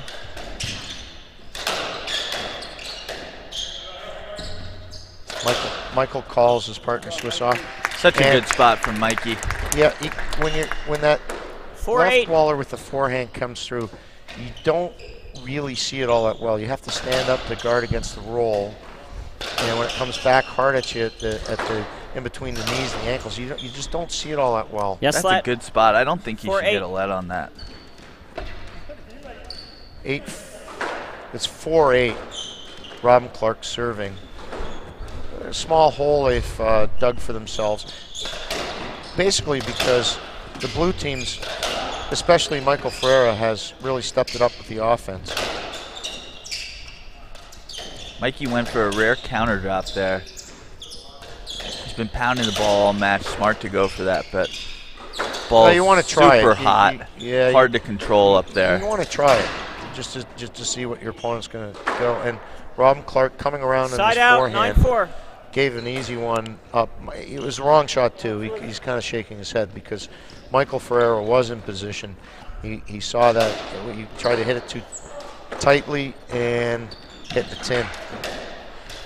I was just about to say that the white team's incredibly difficult to find points against, to get points against. 9-4. I mean, where's their weakness? But this game, they've given them an unusual amount of unforced errors.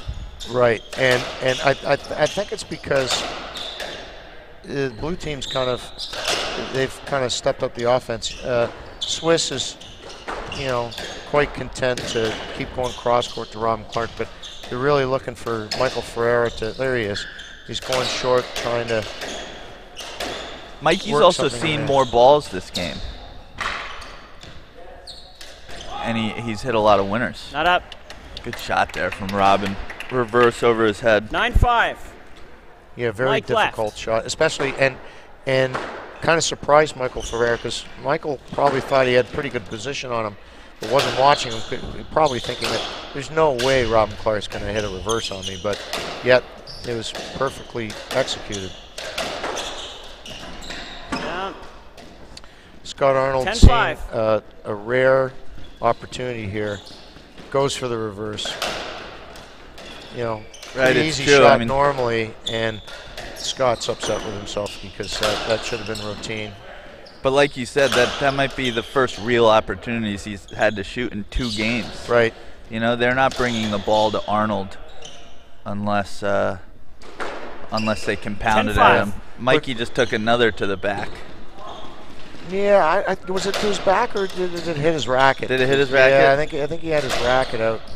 You know, good for him if he didn't show that it hit himself, hit him in the back. You know, we never used to do that. We'd look to the crowd and say, what happened? What's going on?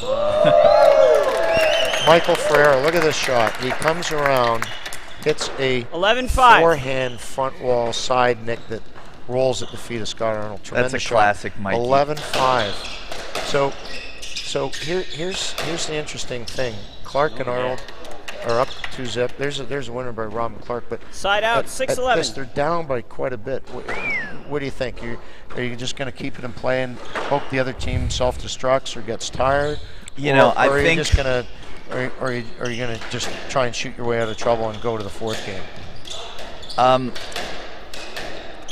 So I think that they will play incredibly long, hard points here.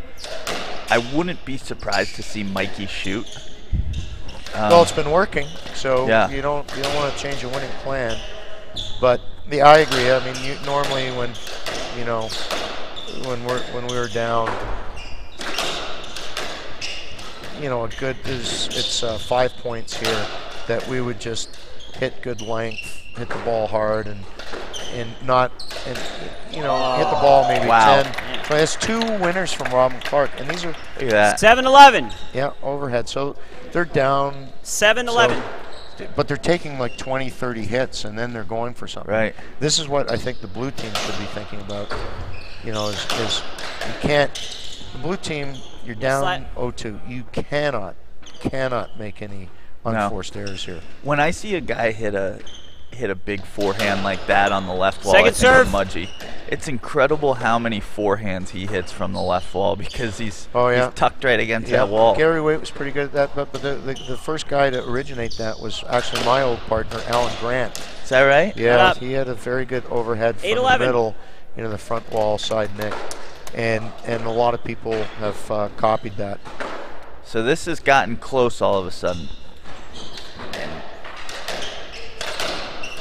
Everything about this feels different for Team Blue than it was than when it was 11-5. Exactly. They've given up 3 straight points, and they have to win this game. So it's sort of they're prepared, I think, now to play longer rallies. And Michael is just look at that heat from Scott Arnold when he really steps into it.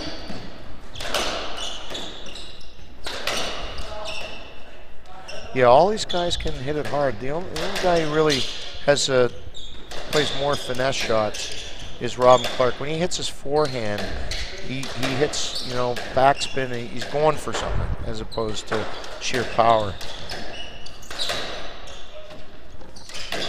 Just thinking of coming around, but the ball bounced funny, and he went back to his backhand. Swiss from the back of the court. I don't feel comfortable for Team Blue when Arnold gets an opportunity to really step into one. He is sending heat-seeking missiles over to the left wall at Mikey. Ooh. Okay, so here we go. This is rather than try and go for that point, Robin Clarke stepped up, hit a great cross-court. He saw that his partner, Scott Arnold, had picked, meaning he kind of screened out Swiss, so that Swiss didn't even see it coming, and it just went whizzing by and didn't come off the back wall. So great positional play by Scott Arnold. Right at last second, he moves out of the way, but by that time it's too late for Swiss to know where the ball's going. Coming around for Michael Ferreira, forehand winner. Classic Ferreira. 9-12. There's another one. And Robin Clarke was in good position, but when he comes around with that forehand, he's got to take one more step forward. That was a big shot. They needed that. Tremendous skill from Michael Ferreira.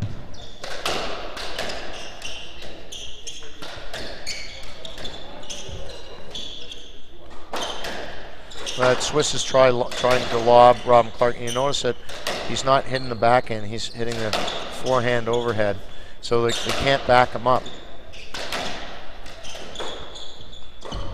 And Swiss against Robin Clarke, and Mikey loves that shot. From the front right, when he steps in, he hits a straight kill, which is not a shot you see in doubles every day. No, yeah, you need to have confidence in that. It's a good shot. Great shot. Good cover from Swiss in front left. Oh, he caught it. He caught the third off wall. The back Great wall. get from Clarke. Swiss goes for the... Oh, that's a stroke. Yeah, he played it. He figured Michael had a good chance to call it, but you know what? Yeah. Old school. He played through, and Swiss from behind the tee line hits like a feather.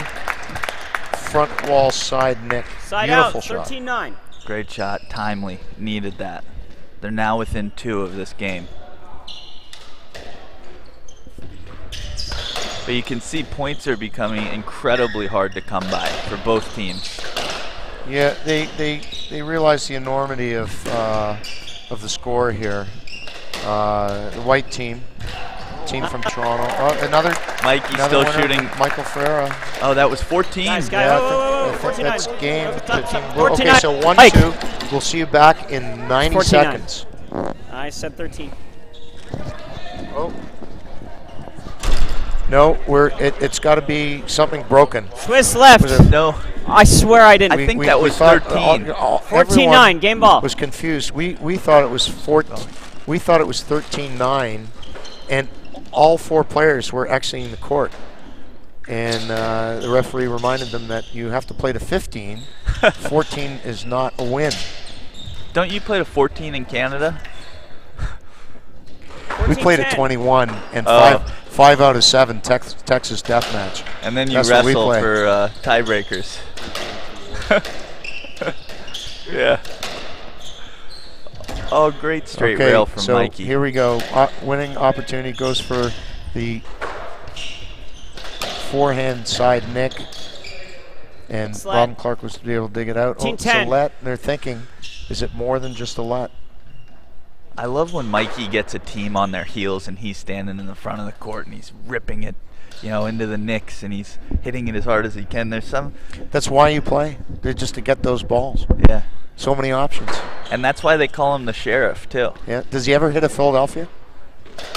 No, he hits a Pittsburgh every now and then though. Yeah, that's not good. Yeah, it's got to be a Philadelphia. Pittsburgh's it. That's your specialty, a Scranton, a Pittsburgh. Toledo. No, they're all, the Midwest. The Rust Belt. The Rust Belt. Great line from Slates. All right. Something different from him, through the legs. Ooh. And Side Swiss. out, 11-14. I don't know what he was going for there. It's just a mystery 10. But still 4 game points for the blue team.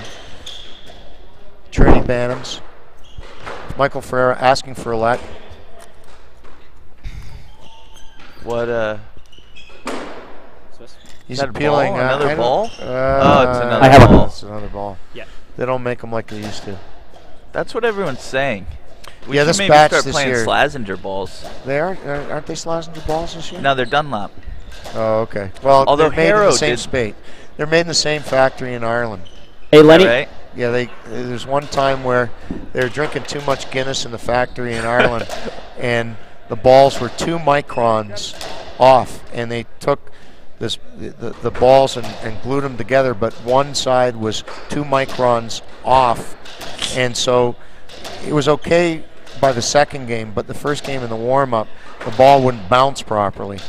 So that was your best year on the SDA, wasn't it? I think so, yeah. Everyone said that it was, once again, my 40-pound stringing job, but in actual fact, it was the ball reacted well to that. So what they did was they moved the factory to Taiwan, and the balls were great, and now they're back in Ireland, so who knows?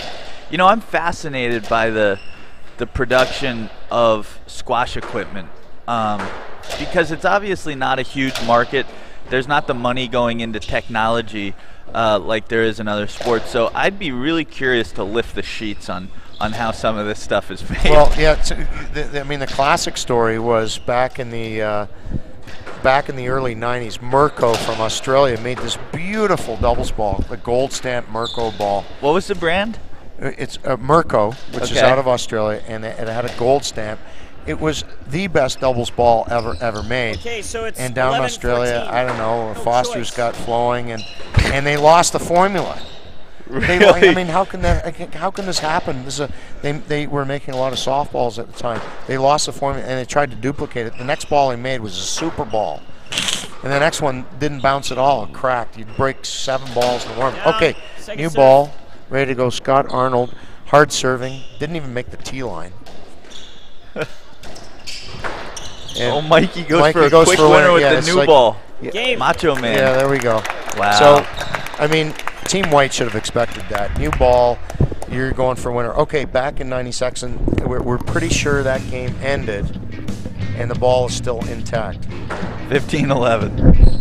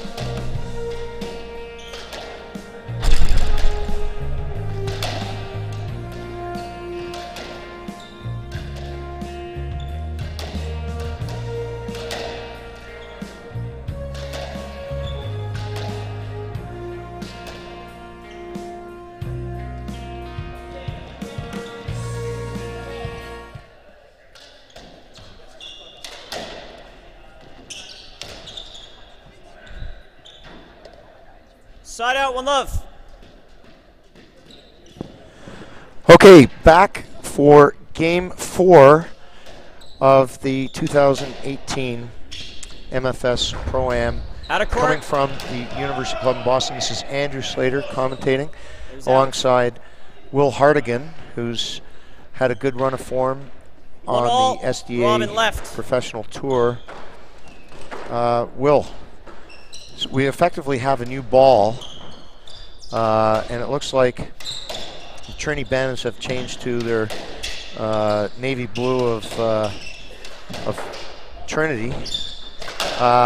Do you think we're going to see anything different in this game, or are they going to keep shooting? You know, I think it's going to be more of what happened in that last game.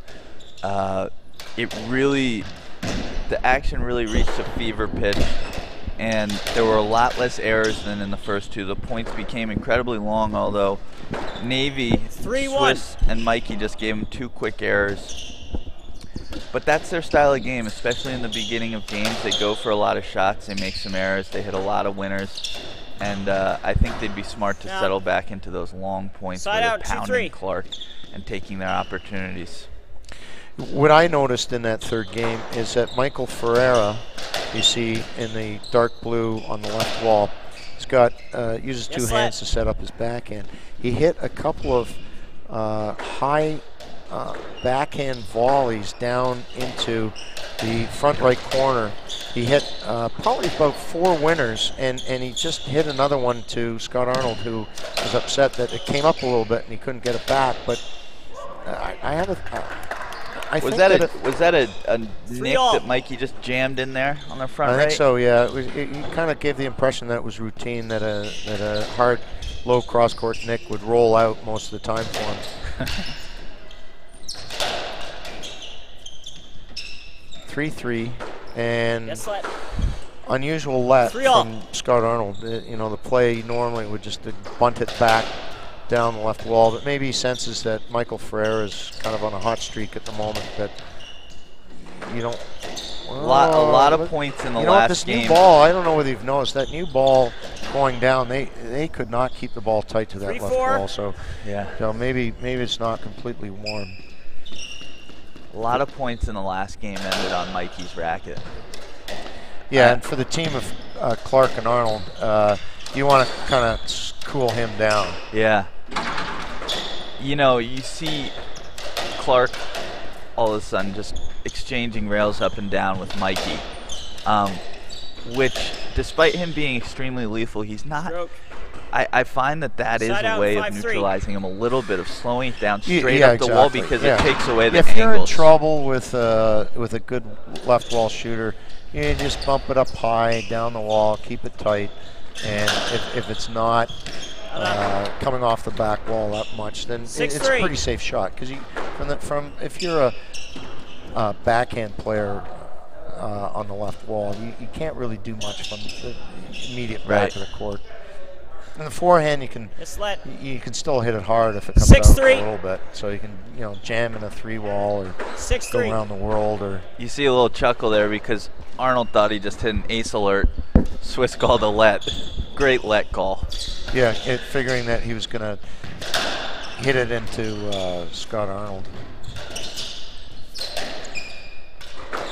They definitely don't want to keep leaving those sitters front right for Scott Arnold to keep stepping into. No, that's unless you're a very good goaltender.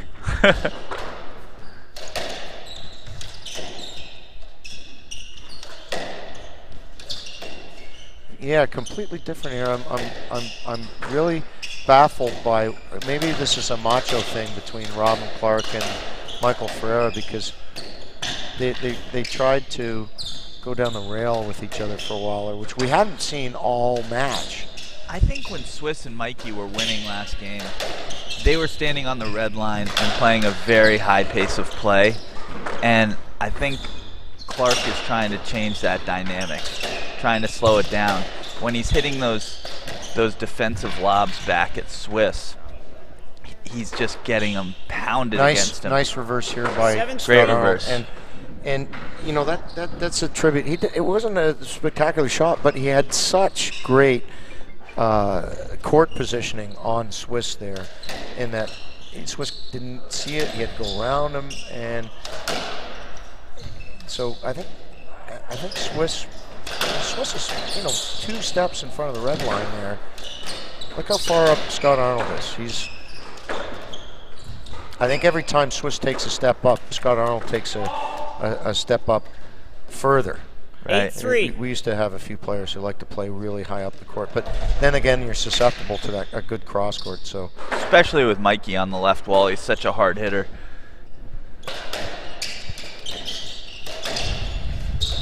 See, Michael Ferreira right there was, Yes, he had attempted to go into 8-3. that front right corner again to Scott Arnold. And Scott Arnold just lobbed it back, came around, and we were playing a let.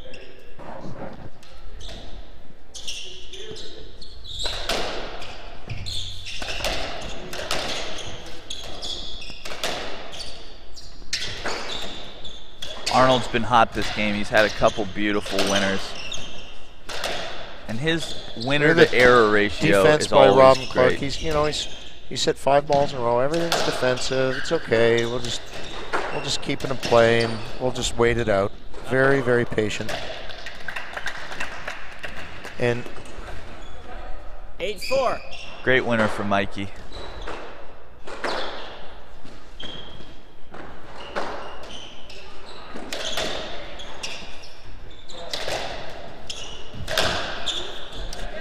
good play.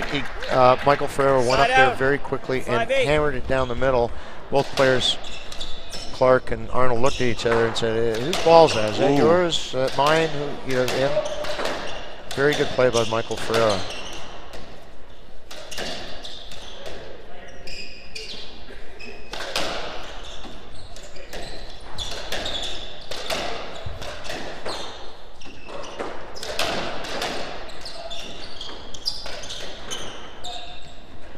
Extended rally, and we're going to end up with a let. Robin Clarke wanted to hit an overhead, but his backswing, his racket clipped Michael Ferreira's left leg, so playing a let.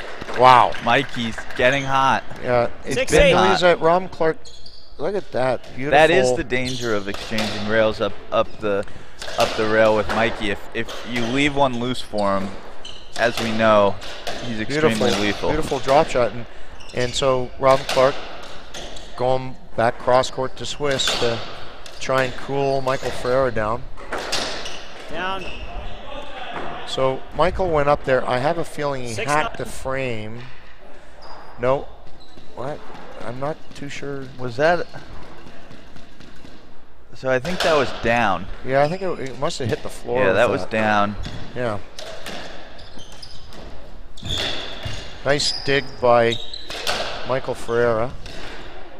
Coming around. Uh-oh, I think he hit his own player. It's about the third of the game that Arnold hit perfect Okay. weight on that length. I think he got away with a let, and that I'm surprised that Robin Clarke and Scott Arnold didn't appeal that, because the only real guy that he could have hit was his own player. Oh, ho, ho, ho, ho. That's what you call good movement from Robin Clarke. 10-6. Yeah, that's get in front right before Mikey's Michael's about to too nice a tee off guy. on one. Normally you would hit. He's up in the air jumping. You normally would play that. You would have broken your racket 10-6 against his knee. I have such good racket control that I would not have hit it, but I would have hit it by him for a winner. Old school. I always hear about there being a lot more physicality back in the day on the WSDA. Is that true? Yes, we really don't have too much time to go into the greatest hits of all time. But 10-7. Let's put it this way: there hasn't been one in the last 10 years that would rate top 10 of all time. Wow.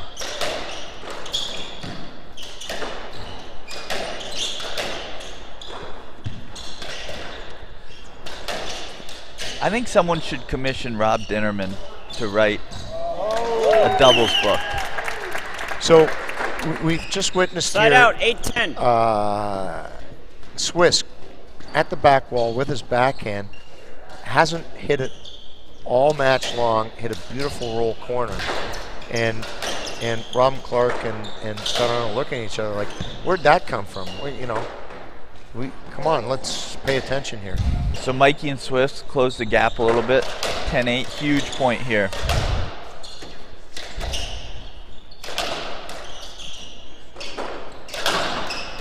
Good spot up the middle. And we're going to play a let Stroke. See, in singles, no. Yeah, it's just 8-11. Good call. Oh, I'm surprised. This isn't singles. See, that's Mike left, that's a 8-11. singles call if it were to be a stroke. Because, if you're behind the guy and it's coming that fast, that's a let. Oh, well.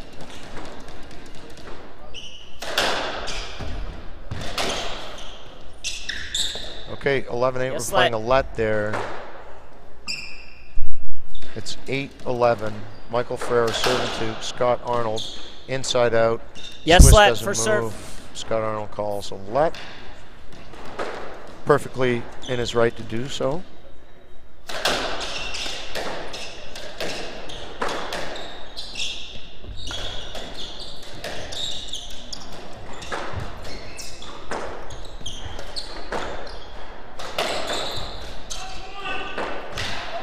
Wow, incredible. Scrape off the wall by Swiss. Kind of a fluky shot there because Scott Arnold's shot was so tight to the wall 9-11. that Swiss was just trying to get it back, and he ended up firing in a winning 3-wall. It nicked up with the front.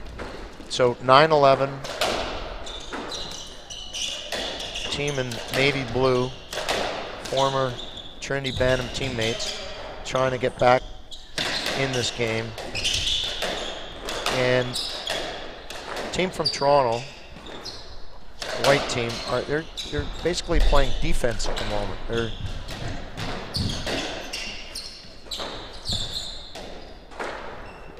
letting the blue team take the pace. Look at that!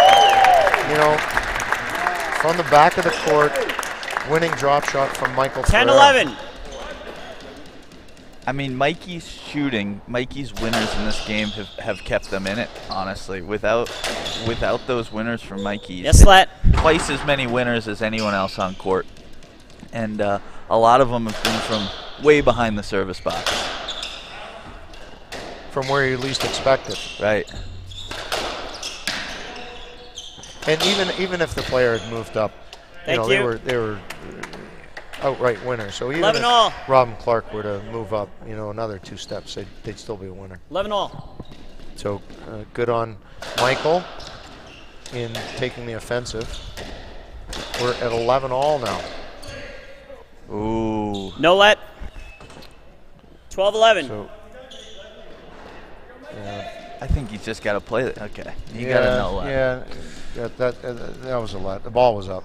And 12. Good on Swiss on setting a nice pick for Scott Arnold to not see it all up well. What a get. Robin actually hit a great 3-wall boast there, and Swiss was on it. And Scott Arnold was set up and couldn't put it away. Rare miss from Robin. So Mikey and Swiss have clawed all the way back from a 4 or 5 point deficit in this game. 14-11, game ball. 13-11. 14-11 now, game ball. Yeah, I think it's 13. Is it 13? I think the score. Oh, that's there we go. Game. Wow. Wow, we're going 5, folks. And Rob and Clarke kind of shaking off, going, well, where did that game go? We were way up, and we let that slip away. And we'll be back in 90 seconds.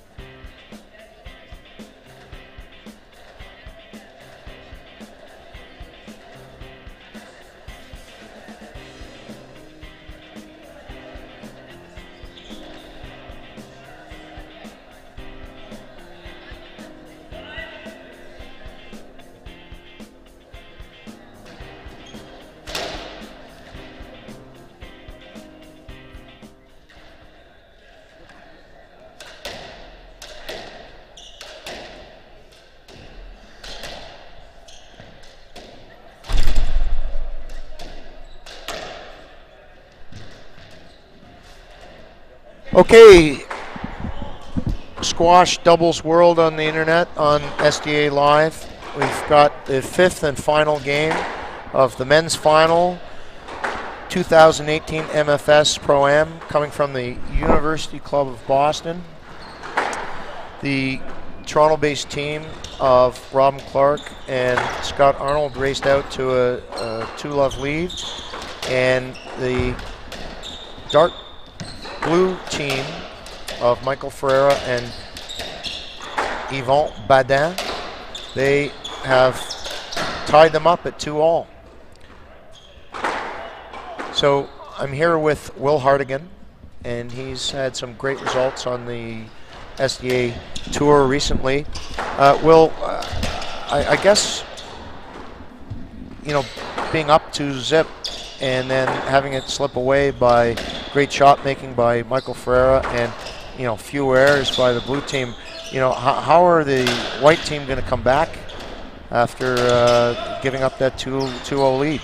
Right, well, that's a huge part of this, is that when you're up 2-0 and the other team brings it back to 2-all, there's a huge psychological dynamic at play, which is really tough to overcome. And to feel positive on your shots, it's tough. I still think that white, as far as positioning is going, as far as offensive positions, they're right in it. It's just tough because Mikey's been shooting lights out, and then at the end of that last game, the difference was a couple rare errors from Robin Clarke. I think this is just going to turn into an absolute dogfight where people are shooting less, hitting it as hard as they can, really long points, and may the best man win. That first rally was probably about 30, 40 hits, and ended up with a good length from Scott Arnold to win the point. So, well, backhand error from Swiss. 2-love for Robin Clarke and Scott Arnold. Scott Arnold is serving to Swiss.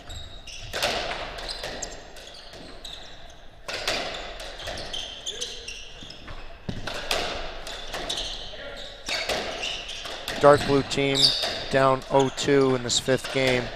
They're keeping it in play, so very long rally, and a winner from Swiss in that front right corner.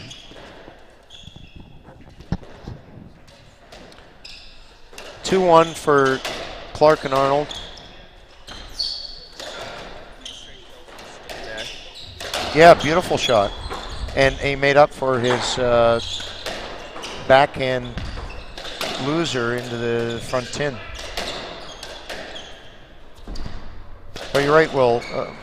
Longer rallies, they're content to try and get better position on their opponents before they start going for shots. When you're down 0-2, you're kind of loose. You're saying, you know what, I might as well go for it. But now that it's 2-2, it's you know, it's a different animal. You're right in there.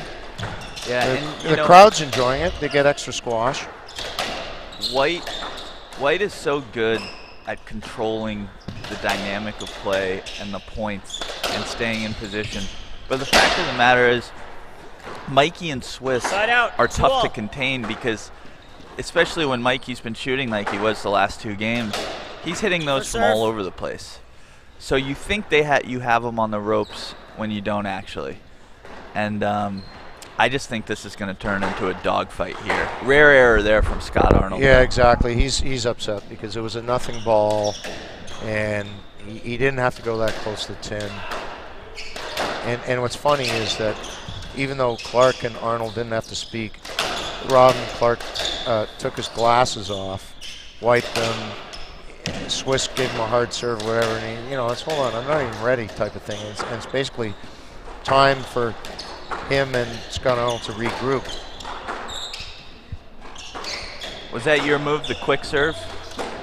Did it all the time. Quick serves later? Yeah, you win 4 or 5 points in a row, you just get your foot in the box, wham, hit the serve. But kind of got him with an awkward ball up the middle, maybe a shallow Philly.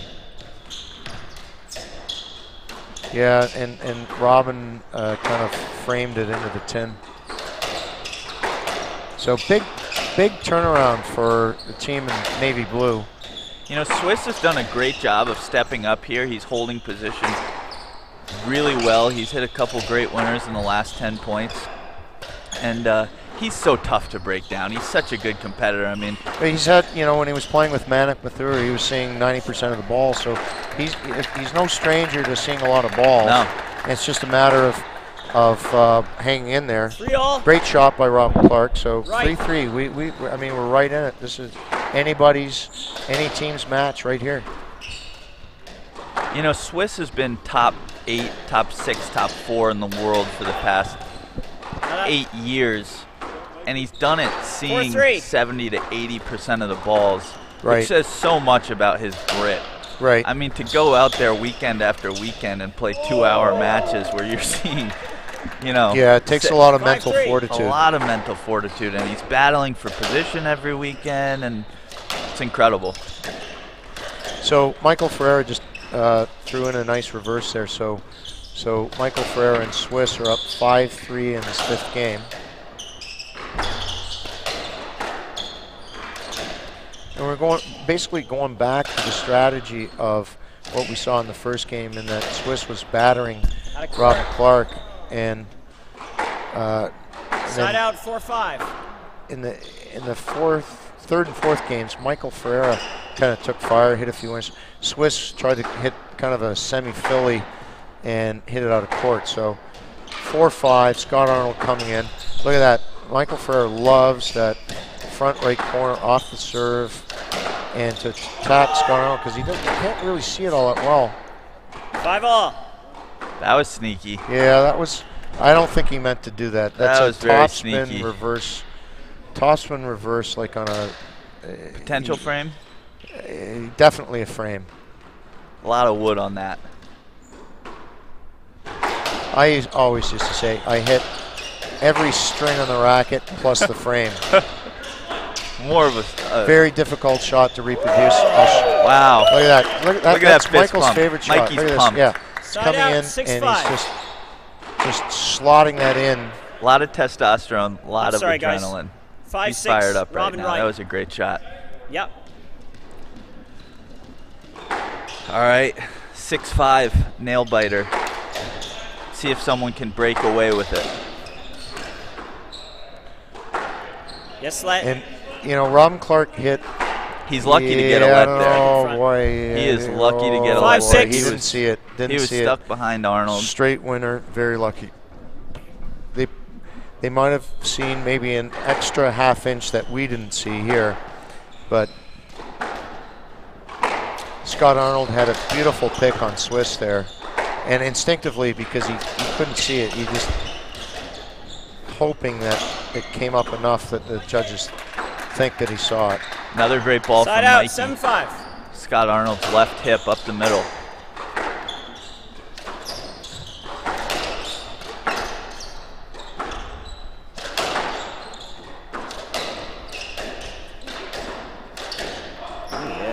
Great shot. Well, you know what? Robin Clarke. Clarke did this. This is Michael Ferreira's shot. 7-6. Right there, the backhand. He hit it hard too, just like Yeah, Michael. you usually see him feather that. Yes, in let. there. Yeah, I myself feather it in, but to hit Not it hard everyone like has that. hands like you, though. Yeah. Nice of you to say that, but Yes, let. I mean, it's the I truth. feather it in only because you can't hit it hard anymore. But you have both players hitting that same shot, so you know what? You got to take it away from them. Yeah. You got to hit it higher and have it come off the back wall or something, but you just can't feed those guys open balls at the tee line. I think when a doubles match progresses to this point, 5th game, when both teams are so engaged, they're working so hard, the points are extended, I don't think there aren't a lot of sports I'd rather watch 25 minutes. It's a great game. That's why we're here, Will. You know, it's a terrific game to watch, terrific game to play. And, you know, it's interesting to see psychologically who's going to go for it. Look at that, Michael Ferreira. Oh. He missed one. He didn't hit the nick. Look at this, Scott Arnold. Wow. Bang. And look at that. Robin Clarke knows that Scott's set up, and he just kind of slides in front. Yeah, that's plays true. his screen, and Michael's going, oh, I can't believe. For Scott Arnold, look at Michael. Michael's, he's going up. I can't believe it. I missed that so badly. I've hit like five dead nicks from there. I'm sorry, Swiss. I set Scott up for that. Okay. And that also makes you realize what happens when you do miss it. I mean, he hasn't missed a lot of those today. Yeah, exactly. But for Scott Arnold to hit a ball that hard and have it bounce 4 times before the back wall, that's tough to do. Yeah, I mean, Michael's hit it enough that he's moving up for it, so that he's going. I got to play it quickly so that he doesn't get set. All right, 7-all.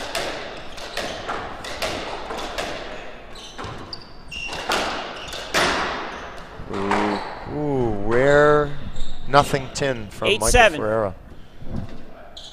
All right, 1 point deficit here. Let's see if anyone breaks away with it.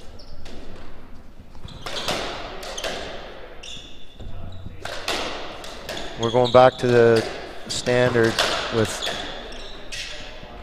Swiss going cross court to Robin Clarke, and they're moving around a little bit.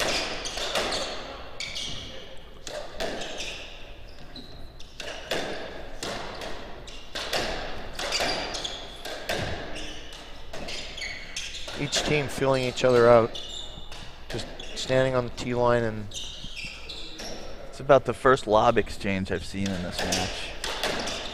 Yeah, they've got to try new things because it's, desperate situation for both teams. They've both been in positions where they felt that they were able to win this match. And once again, we want to point out that beautiful, tight, hard rail by Scott Arnold.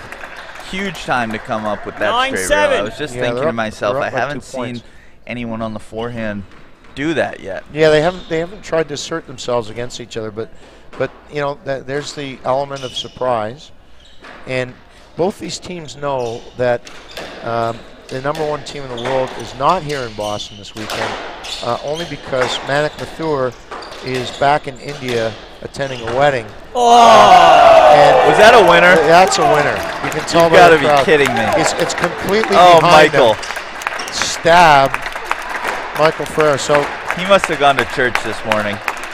And had his Wheaties. 9-8. Wow. He apologizes for such an incredible winner dive. He better do a lap around the rosary tonight. That was timely, too. What a big point in the match. Huge point. Huge point. Difference between 8-9 and 10-7. Okay, so Michael Ferreira forehand coming right back down out, to the side. Like I said before, he's done it a couple times. Very tough ball to see because as a left wall, you have to move up to guard against the roll. And they're checking the ball. Referee Graham Bassett checking the ball. The ball is intact. Probably a veteran move on the Toronto team because you're kind of shell-shocked here when you're up 2 points. And now it's tied 9-9 in the 5th game with a diving miracle winner by Michael Ferreira.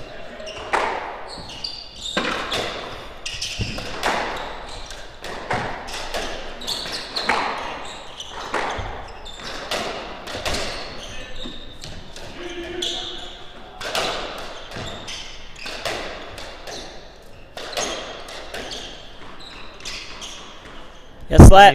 Michael should have played that. Robin had moved out, and when you have someone tight against the wall like that, you can go hard down the wall, or you could hit back through the middle, something when you have them out of position. And they were gonna do another let. I will say Mikey plays through a lot. He plays through a lot. I like that about his game. Yeah, you know what? You'll call let if you're not too sure what you're going to do, and if you come to the conclusion that, you know what, I'm going to hit like the shot that I don't want to hit, then just call let.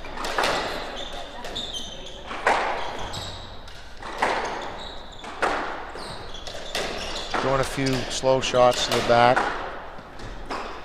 Swiss letting it go for Michael Ferreira and Scott Arnold. 9-all. Calling a let.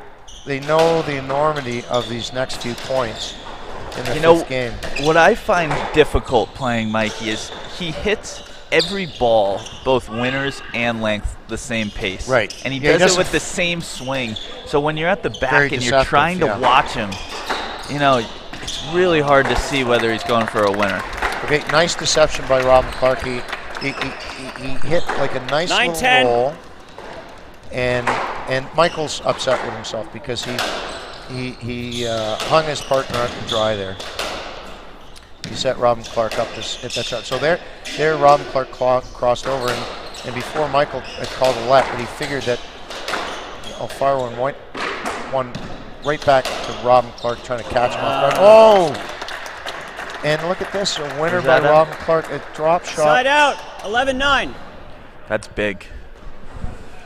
Okay, Robin Clarke, Scott Arnold up by 2 points. Everyone's going to take a little walk around, regroup, talk to each other. Scott Arnold saying, hey, nice shot, Robin. The team in blue is... Wow, team, yeah. And see, the same sort of thing when Michael Ferreira dove and hit that winner. They're kind of like perplexed by Robin Clarke hitting, 2 winners in a row. Well, for the past couple points, they've been pounding it at Robin Clarke, looking for a racket error, trying to force an error. And when he comes up with a winner like that from his pocket, that's just so tough. Yeah, Swiss just hit an overhead that Robin Clarke could have played, 11-10. But he let go because usually the right wall player sees that better. So if it comes up, and Scott Arnold wasn't ready to play his backhand, whether it's screened or. Well, he's also been out of the action for the past 5 points. He hasn't seen a lot of balls this whole game. It's like, is it my turn to hit? Oops. All of a sudden, turn and hit a backhand real quick. So very, very tight match at the moment. And Swiss and Robin Clarke are trading cross courts, lobs, or filling each other out. Lob, cross court, let it go. This is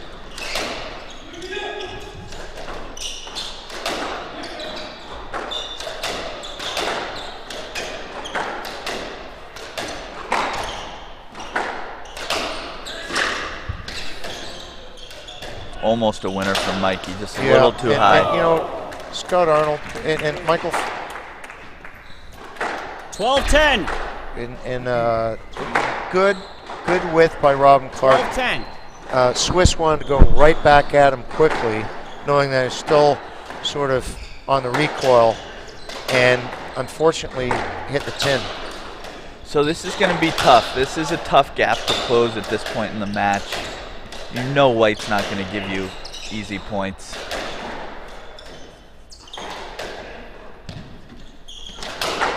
It's so tough to shoot at this point in the match if you're Mikey, who's been winning. Ooh.